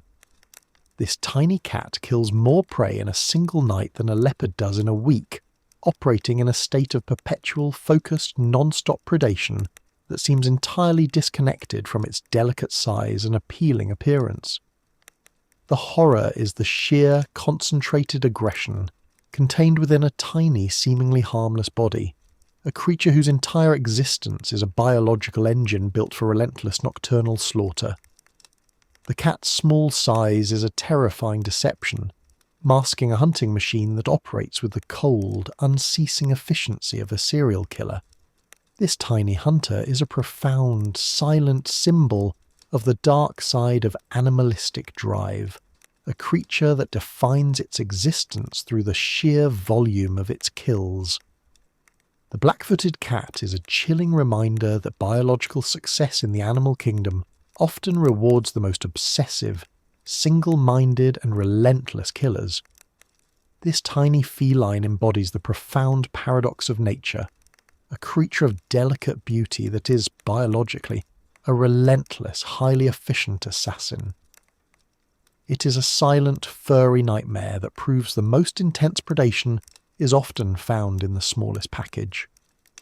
The hairy frog's bone claws. The hairy frog, Trichobatrachus robustus, possesses a defense mechanism that is a true biological horror. When threatened, it deliberately breaks its own toe bones, pushing the jagged, pointed fragments through the skin to create sharp, terrifyingly effective bone claws.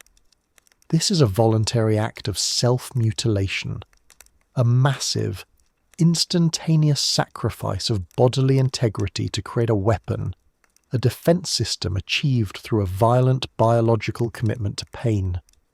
The horror is the profound active self-violence, a creature that chooses to shatter its own skeletal structure to create a temporary, brutal defense. The act of the bone breaking and piercing the skin is a physical terror, a chilling demonstration of the evolutionary pressure that would force an organism to choose momentary agony over passive predation. This amphibian is a living testament to the extremes of biological defense, a creature that weaponizes its own pain. The hairy frog is a profound, sickening symbol of the ruthlessness of survival, a creature whose defense is literally carved from its own bone and flesh. The chilling knowledge that a creature can instantaneously and deliberately transform its own skeletal structure into a primitive weapon is a testament to nature's profound indifference to pain. It is a living, biological paradox, a creature that chooses self-mutilation as the ultimate price of life. The zombie roach wasp, the jewel wasp, Ampulex compressor, is a master of behavioural modification, using its venom to turn the American cockroach into a perfectly obedient, non-resisting slave. The wasp delivers 2 precise stings, the first to paralyse the front legs, and the second, more crucial one, directly into the cockroach's brain, suppressing the roach's escape reflex. The roach remains fully capable of movement, but is rendered a zombie, willingly following the wasp back to its lair by its antennae. The horror is the surgical precision of the neurological hijack, a venom that doesn't kill or paralyse but simply removes the will to resist, leaving the host's body completely functional but under absolute external control. The roach is a conscious, active vehicle for its own doom, a walking puppet whose final destination is the lair of its executioner. This is a profound, horrifying biological demonstration of a perfect, externalised mind control. The jewel wasp is a chilling symbol of the evolutionary perfection of chemical mind control, a tiny creature that wields a precise chemical key to turn a complex animal into an automaton. The sight of the roach willingly following the wasp to its own burial is a deeply unnerving vision of biological servitude, proving that the deepest terrors are often the ones that involve the loss of one's fundamental biological will. The stonefish's spines. The stonefish, Sinancea vericosa, is a master of disguise and one of the deadliest fish in the world, perfectly camouflaged to resemble a toxic, sediment-covered rock on the ocean floor.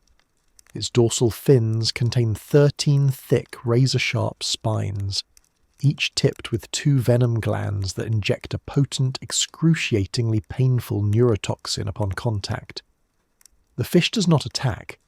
It merely waits for a foot to step on it, relying entirely on its perfect, lethal deception for defense. The horror is the deceptive nature of the organism, a creature whose entire existence is a perfect biological trap, turning the simple act of stepping into a potentially fatal encounter. The venom is so potent that the pain is often described as immediate, unbearable, and inducing rapid shock, a testament to the evolutionary pressure to create the most debilitating, agonizing chemical defense possible. The stonefish is a silent, stationary assassin. This fish is a profound symbol of the dark side of camouflage, a living toxic ambush that relies entirely on the illusion of inanimate permanence. The stonefish is a chilling reminder that the beautiful, vibrant world of the coral reef contains silent, unmoving threats that are perfectly designed to inflict maximum pain and death upon the slightest, unwitting intrusion. It is a biological booby trap, a silent, deadly lie in the tranquil shallows. The brood parasitism. Brood parasitism, a strategy employed by certain birds like the cuckoo and the cowbird, is a chilling biological exploitation where the parasitic mother lays her eggs in the nest of another species. The parasitic chick often hatches first and then systematically shoves the host's own eggs or helpless young out of the nest to ensure its own sole access to parental resources. The host mother is left raising a massive, demanding chick that is not her own, often to the complete detriment of her entire genetic line. The horror is the profound, ruthless biological deception and the systematic, cold-blooded annihilation of the host's entire family, a massive genetic betrayal orchestrated by a single egg. The parasitic chick is a master of manipulation, instinctively mimicking the sound and demands of the host's young to ensure its continued excessive feeding. The host parents are entirely unaware they are actively ensuring the extinction of their own genes to raise the progeny of their genetic rival. This biological exploitation is a profound, horrifying symbol of genetic ruthlessness, a strategy that ensures survival through the absolute destruction of a rival's lineage. The cuckoo's behaviour is a chilling reminder that nature contains organisms whose entire existence is defined by a deep, systematic betrayal of parental instincts. It is a silent genetic warfare, a ruthless act of passive-aggressive annihilation. The vampire moth. The vampire moth, Calyptra thalictri, is a species of moth whose males have evolved sharp, barbed, and highly effective proboscises designed not for drinking nectar, but for piercing the skin of sleeping mammals, including humans, to feed directly on their blood. This is a profound, chilling biological reversal, a creature of the night that has evolved to drink blood, turning the quiet, passive moth into a nocturnal, silent, blood-feeding predator that operates while its host is in a state of total vulnerability. The horror is the intimate, unnoticed invasion. A tiny predator that is actively feeding on human blood while the victim is in the absolute vulnerable stasis of deep sleep. The moth's specialized proboscis is a testament to the evolutionary pressure to become a biological syringe, a structure perfected for silent, efficient blood extraction. This silent nocturnal consumption is a chilling reminder that the night is filled with tiny predators seeking our deepest vulnerability. The vampire moth is a profound, subtle horror, a creature whose evolutionary path led it away from the passive consumption of plants and directly into the role of a blood-feeding parasite. It is a symbol of the dark, pervasive nature of predation, proving that even the most seemingly benign insect orders contain life forms that have evolved to exploit the most fundamental, silent vulnerability of all mammals. The night is never safe. The hagfish's slime. The hagfish, a primitive, eel-like deep-sea scavenger, possesses one of the most effective and terrifying defense mechanisms in the ocean. Upon threat, it instantly secretes a colossal amount of thick, viscous, white, fibrous slime from glands along its body. This slime rapidly expands in water, clogging the gills of any attacking predator, forcing the aggressor to immediately retreat or suffocate. The hagfish can fill a large bucket with slime in a matter of minutes. The horror is the sheer, overwhelming, and instantaneous defensive transformation. A creature that can instantly turn the surrounding water into a dense, inescapable, biological trap. The slime is a profound physical symbol of biological mastery over the immediate environment, a creature that weaponizes the very fluid of its existence to create an immediate, suffocating siege. It is a profound, grotesque biological act of self-defense through total, fluid contamination. The hagfish is a chilling symbol of the extremes of biological defense, a creature that is defined by its ability to instantly create a massive physical barrier of disgusting, suffocating fluid. It is a biological paradox, a creature of the deep that is capable of transforming its own body into a giant repulsive chemical cannon. The sight of a predator suddenly suffocating in a mass of biological slime is a terrifying vision of life's most grotesque, efficient defense. The mitochondrial betrayal. Every cell in your body is powered by mitochondria, organelles that were once free-living bacteria that were engulfed by ancestral cells billions of years ago. The genetic material of the mitochondria remains separate from your own nucleus and is passed down only through the female line, creating a deep, intimate and continuous biological lineage that is fundamentally non-human. You are a biological chimera, permanently inhabited by the energy-producing descendants of ancient bacteria. The horror is the intimate, inescapable biological colonization, the reality that the engine of your own life is run by a pervasive, separate, non-human life form inside every cell. The constant, essential presence of this ancient bacterial presence is a profound reminder that you're not a singular entity, but a colossal, symbiotic collection of genetic material, a walking, breathing monument to a successful, ancient biological invasion. Your energy is not your own. The mitochondria are a chilling symbol of the fragility of biological boundaries, a pervasive ancient biological ghost that is the very engine of your existence. This non-human power source is the true, hidden horror of the body, a constant silent reminder that the biological life that powers your every thought and movement is fundamentally alien and operates on an ancient, separate and female-only genetic mandate. The sleep paralysis nightmare. Sleep paralysis is a state of profound terror, where the brain awakens from a deep sleep state before the natural paralysis that prevents you from acting out your dreams has worn off. The victim is fully conscious, yet utterly immobile, often accompanied by terrifying, vivid, and realistic hypnagogic hallucinations of a shadowy, malevolent presence or entity sitting on the chest. The brain is awake, but the body is locked down, a state of profound, terrifying biological imprisonment. The horror is the intimate neurological betrayal, a moment when the brain's own chemicals, designed for safety, trap the conscious mind in a state of utter helplessness, generating a terrifying, fully realistic hallucination of an attacker. The shadowy figure, often dubbed the old hag in folklore, is a perfect biological nightmare created by the brain's own misfiring senses, a profound, internal biological enemy that appears in your moment of greatest vulnerability.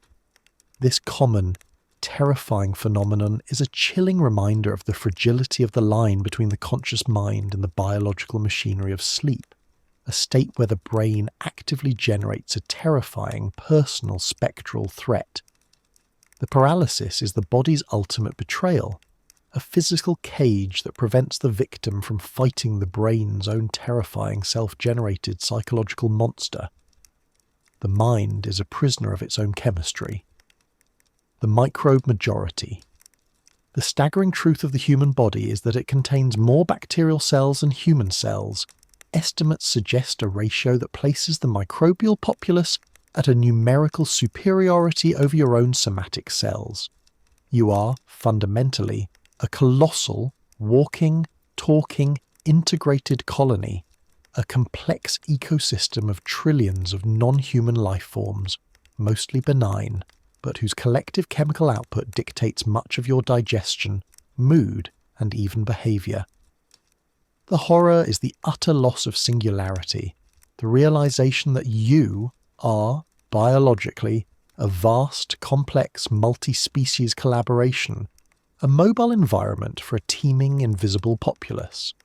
This microbial majority is a silent, constant presence whose chemical needs and functions have a direct, measurable influence on your physical and psychological well-being, proving that consciousness is merely the tip of a vast microbial iceberg. The entire concept of self is a biological illusion.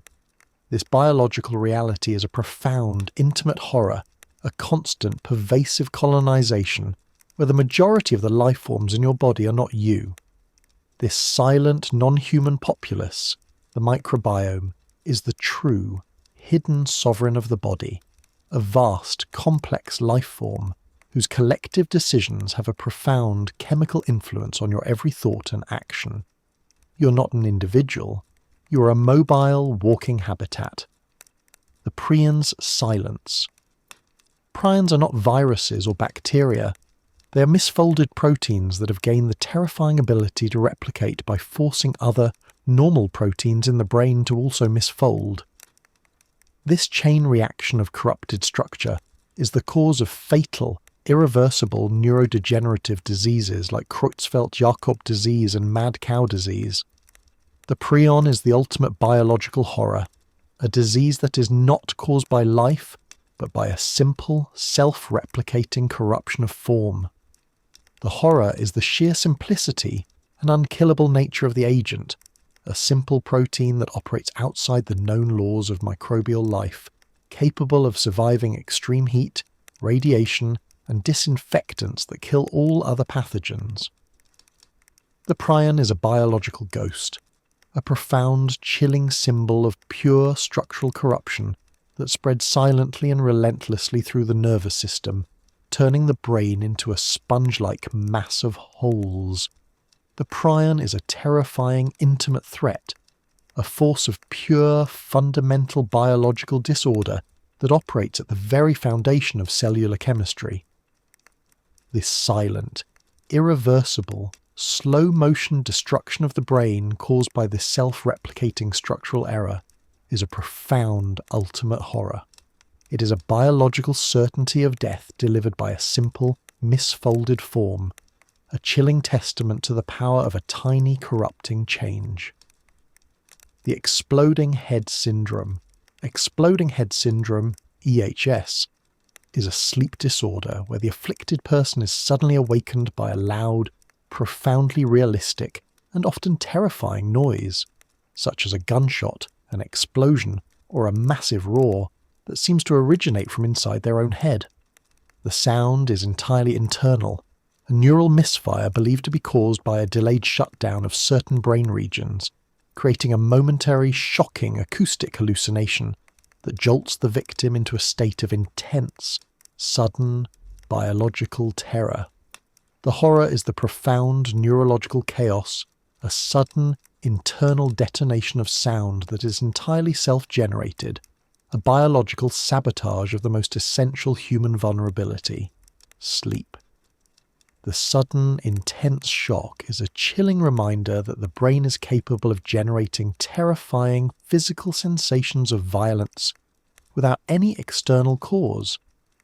The mind becomes the stage for its own sudden, shocking acoustic torture, a perfect internal nightmare. EHS is a terrifying symbol of the brain's capacity for self-generated violence, a neural short circuit that turns the quiet sanctity of sleep into a sudden, explosive nightmare. This sudden, violent auditory hallucination is a profound, chilling reminder of the fragility of the brain's operating system, a biological failure that manifests as a terrifying physical assault. The mind is a potential weapon against itself, capable of internal sonic terror. The toxin in the cord. The very foundation of human life, the developing fetus, is perpetually exposed to a cocktail of environmental contaminants and industrial chemicals that readily cross the placental barrier, often accumulating in the tissues of the umbilical cord and the child. Perfluoroalkyl substances, PFA, industrial chemicals and various pollutants are frequently found in the blood of newborns, proving that the purity of the womb is a biological illusion, a constant passive contamination from the moment of conception. The horror is the intimate, silent chemical siege, the realization that the most pristine biological sanctuary is perpetually permeated by the external world's toxic runoff. The mother's body, the source of life, acts as an unconscious conduit for industrial pollution, passing the burden of environmental contamination directly into the developing child. This is a profound, silent chemical betrayal that begins the human life cycle with a chemical debt. This pervasive contamination is a chilling symbol of the modern industrial terror, a relentless, silent chemical attack that occurs at the very genesis of human life. The presence of industrial toxins in the fetal blood is a profound, intimate horror, a testament to the fact that the entire planet is a zone of subtle, persistent chemical poisoning. The cord is not just a source of life, it is a permanent, indelible conduit of environmental death. The unkillable virus. Certain viruses, like the various species of pithovirus and mollivirus, are giant, complex viruses that have been successfully revived after being frozen in the Siberian permafrost for tens of thousands of years. These ancient giant viruses are perfectly preserved, fully viable pathogens that are now being released as the Arctic ice melts, posing an unknown and unique threat to the modern, unprepared immune system. The past is literally returning to haunt the present, a viral time bomb ticking beneath the melting ice. The horror is the resurrection of ancient pestilence, the concept of a fully functional biological weapon from a geological epoch suddenly being unleashed into the modern world. These viruses are a profound, chilling symbol of the past's profound biological indifference, a persistent, unkillable contagion that has merely been waiting in a state of deep, cold stasis for the environment to change. They are the ultimate biological ghost, capable of returning from a state of geological death. The unkillable virus is a terrifying symbol of nature's perfect preserved malice, a contagious agent that operates outside the known history of modern disease. The melting permafrost is not just releasing methane, it is acting as a biological time machine, delivering ancient genetically unknown diseases to a wholly vulnerable population. This is a catastrophic slow-motion biological betrayal delivered by the melting Earth itself. The body's silent defense, cellular processes. Your body's cells are perpetually under attack from internal malfunctions, environmental factors, and biological agents, but they possess a silent, continuous line of defense, the process of autophagy, self-eating. This is a controlled cellular process where the cell actively consumes and degrades its own damaged, dysfunctional or unnecessary components, recycling them for energy and renewal. This is a constant, quiet, self-regulated biological consumption that maintains cellular integrity. The horror is the intimate, continuous self-cannibalism, a silent, perpetual consumption of the self that is essential for life, proving that the body's continued survival is contingent on its own, continuous, controlled destruction. The cell must eat itself to live, a biological paradox that is a chilling reminder of the constant dark compromise that defines organic existence. The body is a continuous war zone, managed by a process of self-destruction for the greater good. Autophagy is a profound and necessary horror, a silent internal process that maintains the illusion of stability through controlled, constant annihilation. It is a terrifying symbol of the body's internal logic, a system that embraces self-destruction as the ultimate form of repair. The cell's constant, silent act of eating its own parts is a chilling testament to the fact that survival requires a continuous, non-conscious, biological sacrifice of the self. The Cotard delusion. The Cotard delusion, or walking corpse syndrome, is a rare, terrifying psychiatric disorder where the afflicted person genuinely, unshakably believes they are dead, missing their organs, or have ceased to exist. Victims may believe they are rotting, that their blood has stopped flowing, or that they are a wandering non-existent entity. The mind is entirely convinced of its own biological demise, experiencing a terrifying internal world of perpetual conscious non-existence. The horror is the profound, terrifying neurological betrayal, a mental state where the fundamental concept of self is entirely destroyed by a simple failure of the brain's sense of personal reality. The victim is left in a state of conscious psychological death, a living human being experiencing the terrifying reality of their own non-existence. This delusion is a chilling reminder that your entire perceived reality is dependent on a fragile chemical balance in the brain. The Cotard delusion is a profound ultimate horror, a biological malfunction that turns the conscious mind into its own tomb, a mental state of perpetual conscious decomposition. It is a terrifying symbol of the brain's power to create its own internal hell, a profound psychological betrayal that proves the most terrifying prisons are the ones entirely generated by the mind's own chemical chaos. The self can be entirely erased by a simple neural misfire. The water solvency water, the universal solvent, is not just essential for life. It is a pervasive, relentless chemical threat, capable of dissolving and carrying an immense range of both benign and toxic substances.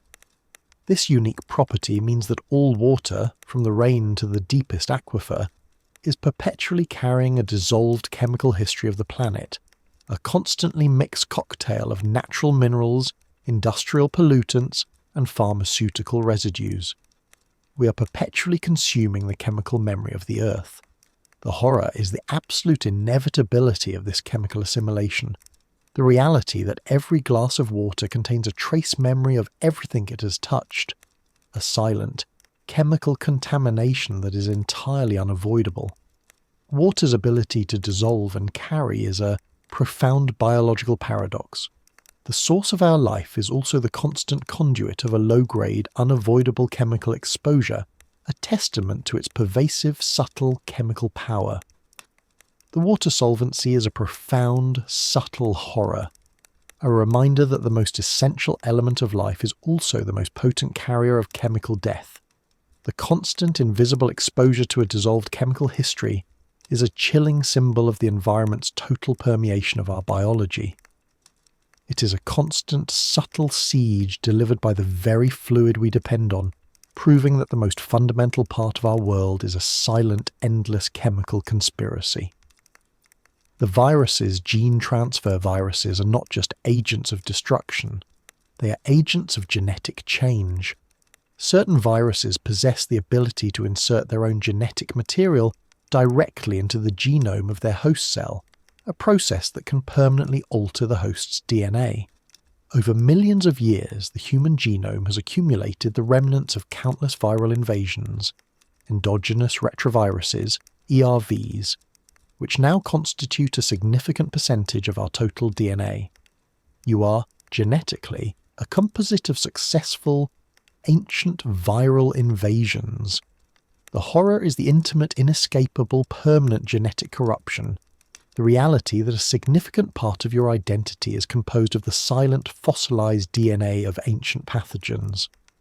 The virus is a profound, chilling symbol of biological identity theft, a force that seamlessly integrates its own purpose into the fundamental blueprint of the host, permanently altering the genetic identity of the lineage. Your DNA is a silent monument to successful ancient biological sieges. The virus's gene transfer is a profound, dark reminder that biological boundaries are permeable and that our genetic integrity is constantly being challenged and irrevocably altered by microbial life. This silent, permanent contamination is a chilling symbol of a deep, biological vulnerability, proving that the most relentless conquerors are the ones that learn to completely rewrite the code of their victims. We're all walking, talking genetic fossils of viral war. The sensory deprivation terror. The human mind, when deprived of external sensory input, sight, sound, touch, does not simply rest. It actively generates its own reality, often descending into a state of profound, terrifying hallucination and panic. The brain demands constant input, and in the absence of external reality, it begins to create its own internal grotesque world, rapidly losing the ability to distinguish between its own creations and the outside world.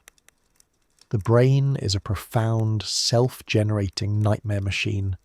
The horror is the intimate, sudden collapse of personal reality, a state where the mind actively turns against itself, creating a terrifying, personalized hallucination that is entirely self-generated. The brain's desperate attempt to fill the void is a chilling reminder of its fundamental dependence on the external world for stability. The absolute silence and darkness become a personal psychological siege, a profound, immediate surrender to the chaos of the inner mind. Sensory deprivation. Terror is a profound, ultimate horror, a chilling symbol of the mind's vulnerability, proving that the most profound terrors are often the ones created entirely within our own skull. The brain's spontaneous generation of a nightmarish personal reality is a terrifying reminder that the conscious mind is only one short step away from utter, self-generated psychological collapse. The external world is the only thing holding the inner chaos at bay. The telomere clock. Every time a human cell divides, the protective caps at the end of its chromosomes, known as telomeres, shorten. This shortening is a universal biological process that acts as a profound cellular countdown clock, limiting the number of times a cell can replicate before it reaches a critical length and enters a state of permanent non-dividing senescence. The telomere is the ultimate biological executioner, a silent chemical certainty of cellular decay and death encoded into our very DNA. The horror is the intimate, silent biological inevitability, a chemical countdown to death that is entirely unavoidable, operating silently within every cell of the body. The telomere is the perfect biological metaphor for time's crushing, relentless power, a mechanism that ensures the gradual, inexorable decay of the entire organism. The existence of this biological clock is a chilling reminder that the body's design includes its own non-negotiable expiration date. The telomere clock is a profound, ultimate horror, a chilling symbol of the fundamental biological compromise that defines organic life.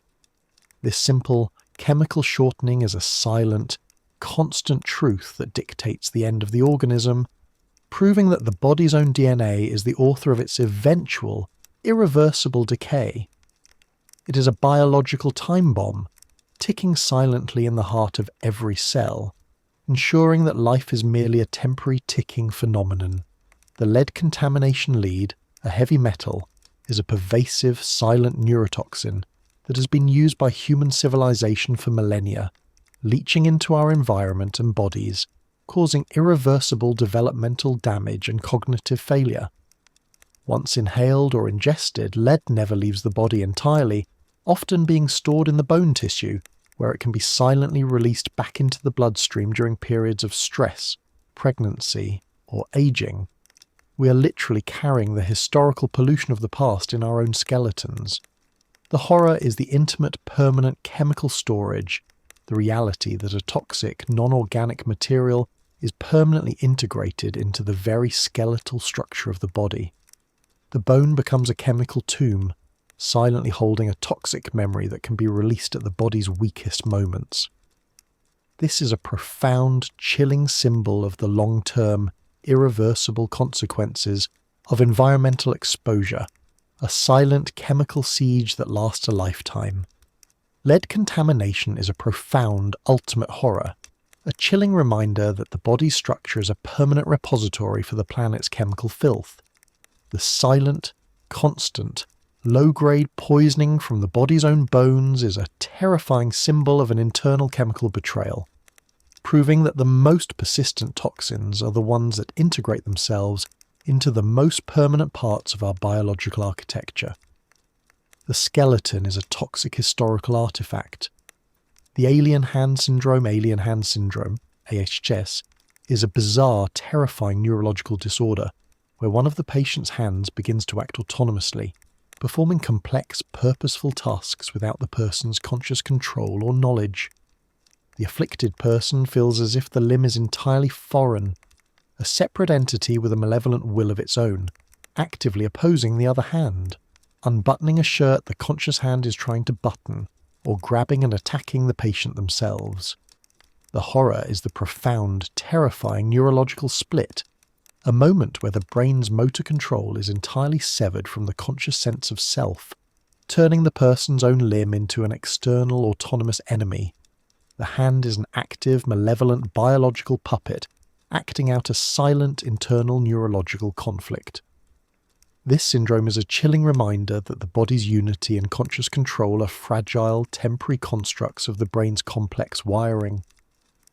Alien hand syndrome is a profound, ultimate horror, a terrifying symbol of the internal betrayal of one's own body, proving that the mind and the physical form can easily become two separate, actively warring entities. The feeling of being actively assaulted or opposed by one's own flesh is a chilling reminder of the body's capacity for total, self-generated biological opposition. The ultimate enemy is often a part of the self. The virus's weaponization. The natural world is an immense, unmapped laboratory of biological agents, and the majority of all known disease-causing viruses have a natural origin, often having jumped from an animal host to a human host, a process known as zoonosis. This constant, invisible biological process is a chilling reminder that the entire animal kingdom is a vast, self-replicating reservoir of potential, civilization-ending pathogens, constantly evolving and waiting for the right moment to make the lethal jump to a new species. The horror is the sheer, overwhelming and continuous biological siege, the reality that all of the planet's animal life is a potential, evolving threat to human existence, a massive, unmanaged biological minefield. The virus is the perfect self-replicating agent of chaos, a form of life whose entire purpose is to penetrate, corrupt and exploit the fundamental cellular machinery of its host, a constant, pervasive biological warfare. This constant viral threat is a profound, ultimate horror, a chilling symbol of the fragility of the human immune system against the creative, relentless power of nature's smallest agents. The continuous, silent, viral exchange between species is a terrifying reminder that the next great plague is not an invention of man, but a natural, inevitable product of the planet's vast, teeming microbial life, constantly evolving and waiting to emerge. Phantom limb. Phantom limb syndrome is a terrifying psychological phenomenon where an amputee continues to feel the presence, sensation, and often excruciating pain of a limb that is no longer physically attached to their body. The brain's neurological map of the body is so powerful that it overrides the physical reality of the body's loss, creating a vivid, persistent, and often agonizing sensation of an entire, fully present limb that exists only in the mind. The horror is the profound, terrifying neurological betrayal, a state where the brain's persistent internal self-image actively overrides the physical external reality of the body. The feeling of a limb that is actively present and in pain, yet entirely non-existent, is a chilling reminder that the body's map is entirely contained within the brain's circuitry, a biological ghost that is generated by the mind itself. The body is a terrifying neurological projection. Phantom limb syndrome is a profound, ultimate horror, a chilling symbol of the mind's relentless, unyielding power to generate a physical reality that has been erased from the material world. The feeling of a limb that is actively being manipulated or tortured in the void is a terrifying reminder that the most profound pains are often the ones created entirely within the brain, a biological ghost that actively torments its host. The body is an illusion. The heavy metal bioaccumulation. Many heavy metals, such as mercury and cadmium, are not metabolized or excreted by the body. Instead, they are permanently stored in various tissues and organs, accumulating in concentration over an entire lifetime. This bioaccumulation means that the body is a silent, constantly growing reservoir for environmental toxins, with the total chemical burden increasing with every meal and every breath, ensuring that the body's total toxic load is simply a function of its age. The horror is the intimate, silent, perpetual accumulation, the reality that the body is a living chemical repository, slowly increasing its internal toxic burden with every passing year. The organs and tissues become silent, chemical storage units, a profound, chilling reminder that the body's longevity is merely a prolonged exposure to the planet's chemical waste. The internal chemical consumption is a slow, self-imposed environmental poisoning. Heavy metal bioaccumulation is a profound, ultimate horror, a chilling symbol of the long-term, irreversible consequences of environmental exposure, proving that the body is permanently marked by the environment it exists in. The constant, silent accumulation is a terrifying reminder that the body's integrity is continually being compromised by non-organic chemical matter, a relentless, pervasive, chemical siege that never stops until death. The older we get, the more toxic we become. The cannibalistic cell. In a process known as entosis, one living human cell will actively invade and consume another living cell of the same tissue type, a form of cellular cannibalism that occurs within the body. The aggressor cell completely engulfs the victim cell, often killing it through digestion, in a profound, unsettling and mysterious display of cellular aggression. This internal, microscopic consumption is a visible, terrifying sign of a primal cannibalistic drive at the most fundamental level of human biology. The horror is the intimate, internal, silent aggression, the reality that a form of cellular cannibalism is perpetually occurring within the body's tissues, a violation of the body's supposed cellular unity. The cell's active decision to consume its neighbour is a chilling reminder that the body's cells are not entirely cooperative, but capable of profound, ruthless, self-directed consumption, a terrifying tiny war that is constantly being waged inside us. Entosis is a profound, ultimate horror, a terrifying symbol of the dark, primal, biological drives that exist at the most fundamental level of life. The sight of one living cell actively consuming another of the same kind is a chilling testament to the evolutionary pressure to survive, a biological logic that overrides all concepts of unity and cooperation. The body is a constant microscopic war zone, managed by a process of self-consuming aggression. The foreign body rejection. The body's immune system, the protector, is fundamentally programmed for allergic reaction and rejection, constantly scrutinizing all foreign biological material, even those that are life-saving. The immune response to a transplanted organ or tissue, a phenomenon known as allograft rejection, is a terrifying demonstration of the body's primal cellular xenophobia, a relentless, methodical biological assault against a perceived biological invader, regardless of its vital function. The horror is the intimate, relentless biological betrayal, the reality that the body's ultimate defense system views even a life-saving transplant as a hostile foreign entity that must be annihilated. The immune system is the ultimate biological guard, a relentless primal force that operates outside the conscious will, committing to the slow, cellular consumption of a vital foreign part. This is a profound, ultimate biological xenophobia. The foreign body rejection is a profound, ultimate horror, a chilling symbol of the body's deep, primal biological conservatism, a system that prefers its own complete destruction to the acceptance of a foreign life-saving addition. The body's relentless, methodical assault against an organ is a terrifying reminder that the most fundamental biological law is not life, but genetic purity. The immune system is the ultimate, non-conscious executioner of foreign matter. The vanishing twins.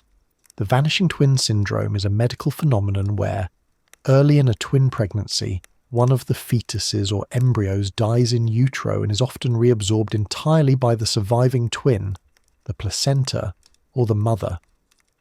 The evidence of the lost twin can sometimes remain in the surviving child as a microchimerism, the presence of the absorbed twin's genetic material in the blood or organs. The survivor is a profound, subtle genetic chimera. The horror is the intimate, silent biological consumption, the reality that the life of the surviving twin began with the complete, often undetected absorption of their genetic sibling. The surviving child carries the genetic ghost of their twin, a biological memory of a life that began and ended inside the same biological space. This is a profound, silent, genetic horror, a terrifying testament to the ruthless biological efficiency of the womb. The vanishing twin syndrome is a profound, ultimate horror, a chilling symbol of the body's capacity for silent, internal, life-consuming efficiency, proving that even the most sacred biological process begins with an act of primal, internal biological consumption. The surviving child is a living monument to a genetic rivalry, a biological chimera whose very existence is a silent, subtle, and permanent genetic sacrifice. The Capgras delusion. The Capgras delusion is a terrifying psychiatric disorder where the afflicted person genuinely believes that a close family member, spouse, parent, or child has been secretly replaced by an exact imposter, a perfectly replicated double. The person recognizes the visual appearance, but the emotional connection is entirely severed. leading to the profound, terrifying conviction that the person they love is a fake, an intruder, or an automaton, a perfect psychological betrayal of identity. The horror is the profound, terrifying neurological betrayal, a mental state where the most fundamental, intimate human connections are entirely severed by a simple neurological misfire. The mind is entire convinced that the person it loves is a hostile, perfect replica, a chilling reminder that emotional recognition and visual recognition are separate, fragile processes in the brain. The person is trapped in a world of terrifying, intimate imposters. The Capgras delusion is a profound, ultimate horror, a chilling symbol of the mind's ability to create a terrifying, self-generated world of intimate betrayal. The person's inability to reconcile visual and emotional data turns their most cherished relationships into a source of profound, unnerving suspicion. It is a biological chaos that proves the most terrifying betrayal is often the one that turns the face of love into the mask of a hostile, perfect duplicate. The biofilm city. The vast majority of bacteria in the human body and the environment live not as individual cells, but as complex, highly organized and chemically resistant communities known as biofilms. These dense, self-constructed matrices of microbial life form on teeth, medical devices and organ surfaces, providing a powerful physical and chemical shield against antibiotics and immune cells.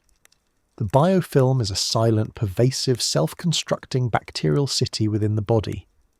The horror is the profound, ubiquitous and persistent microbial colonization, the reality that a highly organized, resistant bacterial civilization is constantly building and defending itself inside the human body. The biofilm is a chilling symbol of the power of microbial unity, a self-generated fortress that allows a bacterial community to entirely resist the body's most advanced defenses. The body is a constant battleground against these complex, pervasive microbial settlements. The biofilm city is a profound, ultimate horror, a terrifying symbol of the sheer biological ingenuity of microscopic life, proving that the greatest threats are often the ones that organize themselves into a complex, resistant cellular siege. The constant, silent construction of these bacterial fortresses is a chilling reminder that the body's integrity is continually being challenged by a highly organized, non-human, microbial entity. The body is a permanently colonized structure. The auto-evisceration, zoological. The sea cucumber, a common marine invertebrate, possesses a profound and terrifying defense mechanism. When severely stressed or threatened, it voluntarily and violently auto-eviscerates, expelling its entire internal digestive tract, respiratory organs, and viscera from its anus. The discarded organs are often sticky or toxic, allowing the creature to escape while the predator is distracted by the grotesque, pulsating organs left behind. The creature commits a rapid, purposeful act of biological self-destruction for survival.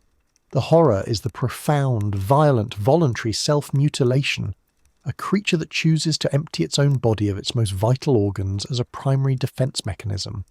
The expulsion of the organs is a dramatic, grotesque act of biological indifference, a chilling reminder that the body is merely a disposable vessel for the ultimate goal of survival. The sea cucumber is a living symbol of the animal kingdom's willingness to embrace the most extreme biological sacrifices. The auto-evisceration is a profound, ultimate horror, a terrifying symbol of the ruthless biological logic that dictates that the entire body is disposable for the sake of survival. The sight of a creature violently discarding its own internal organs is a chilling testament to the extremes of biological self-negation, proving that the most profound acts of sacrifice are often the most grotesque and violent. The body's insides are merely a temporary shield. The drowning self. The ultimate intimate horror is the terrifying feeling of derealization, a psychological state where the external world feels unreal, dreamlike, distant, or two-dimensional. The afflicted person feels emotionally numb, disconnected and fundamentally alienated from their surroundings, as if watching their own life unfold through a sheet of distorted glass. This is the mind's way of coping with profound stress, creating a terrifying, permanent internal filter between the self and the external world. The horror is the profound, constant internal alienation, a psychological state where the mind actively isolates the self from the reality it inhabits, creating a constant, conscious emotional distance. The feeling of being submerged, of the world being a mere reflection, is a chilling reminder that the conscious mind can entirely betray its own sense of reality, constructing an internal barrier against the perceived chaos of the external world. The mind is a perfect, internal prison. Derealization is a profound, ultimate horror, a terrifying symbol of the mind's final defense mechanism, a voluntary, partial surrender of reality to maintain psychological integrity.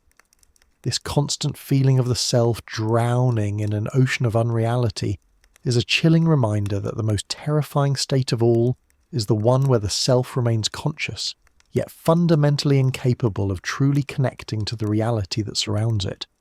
The mind chooses distance over reality.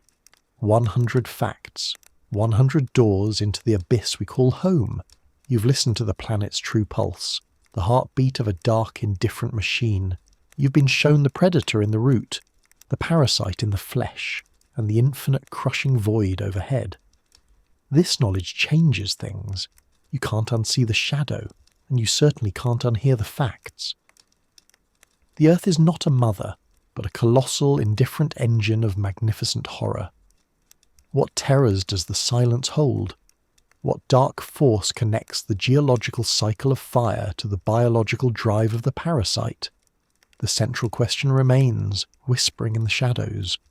For those who refuse to let the sun rise, click on the video to the left for a deep dive into the 10 most unbelievable historical plagues, a biological horror that dwarfs all others.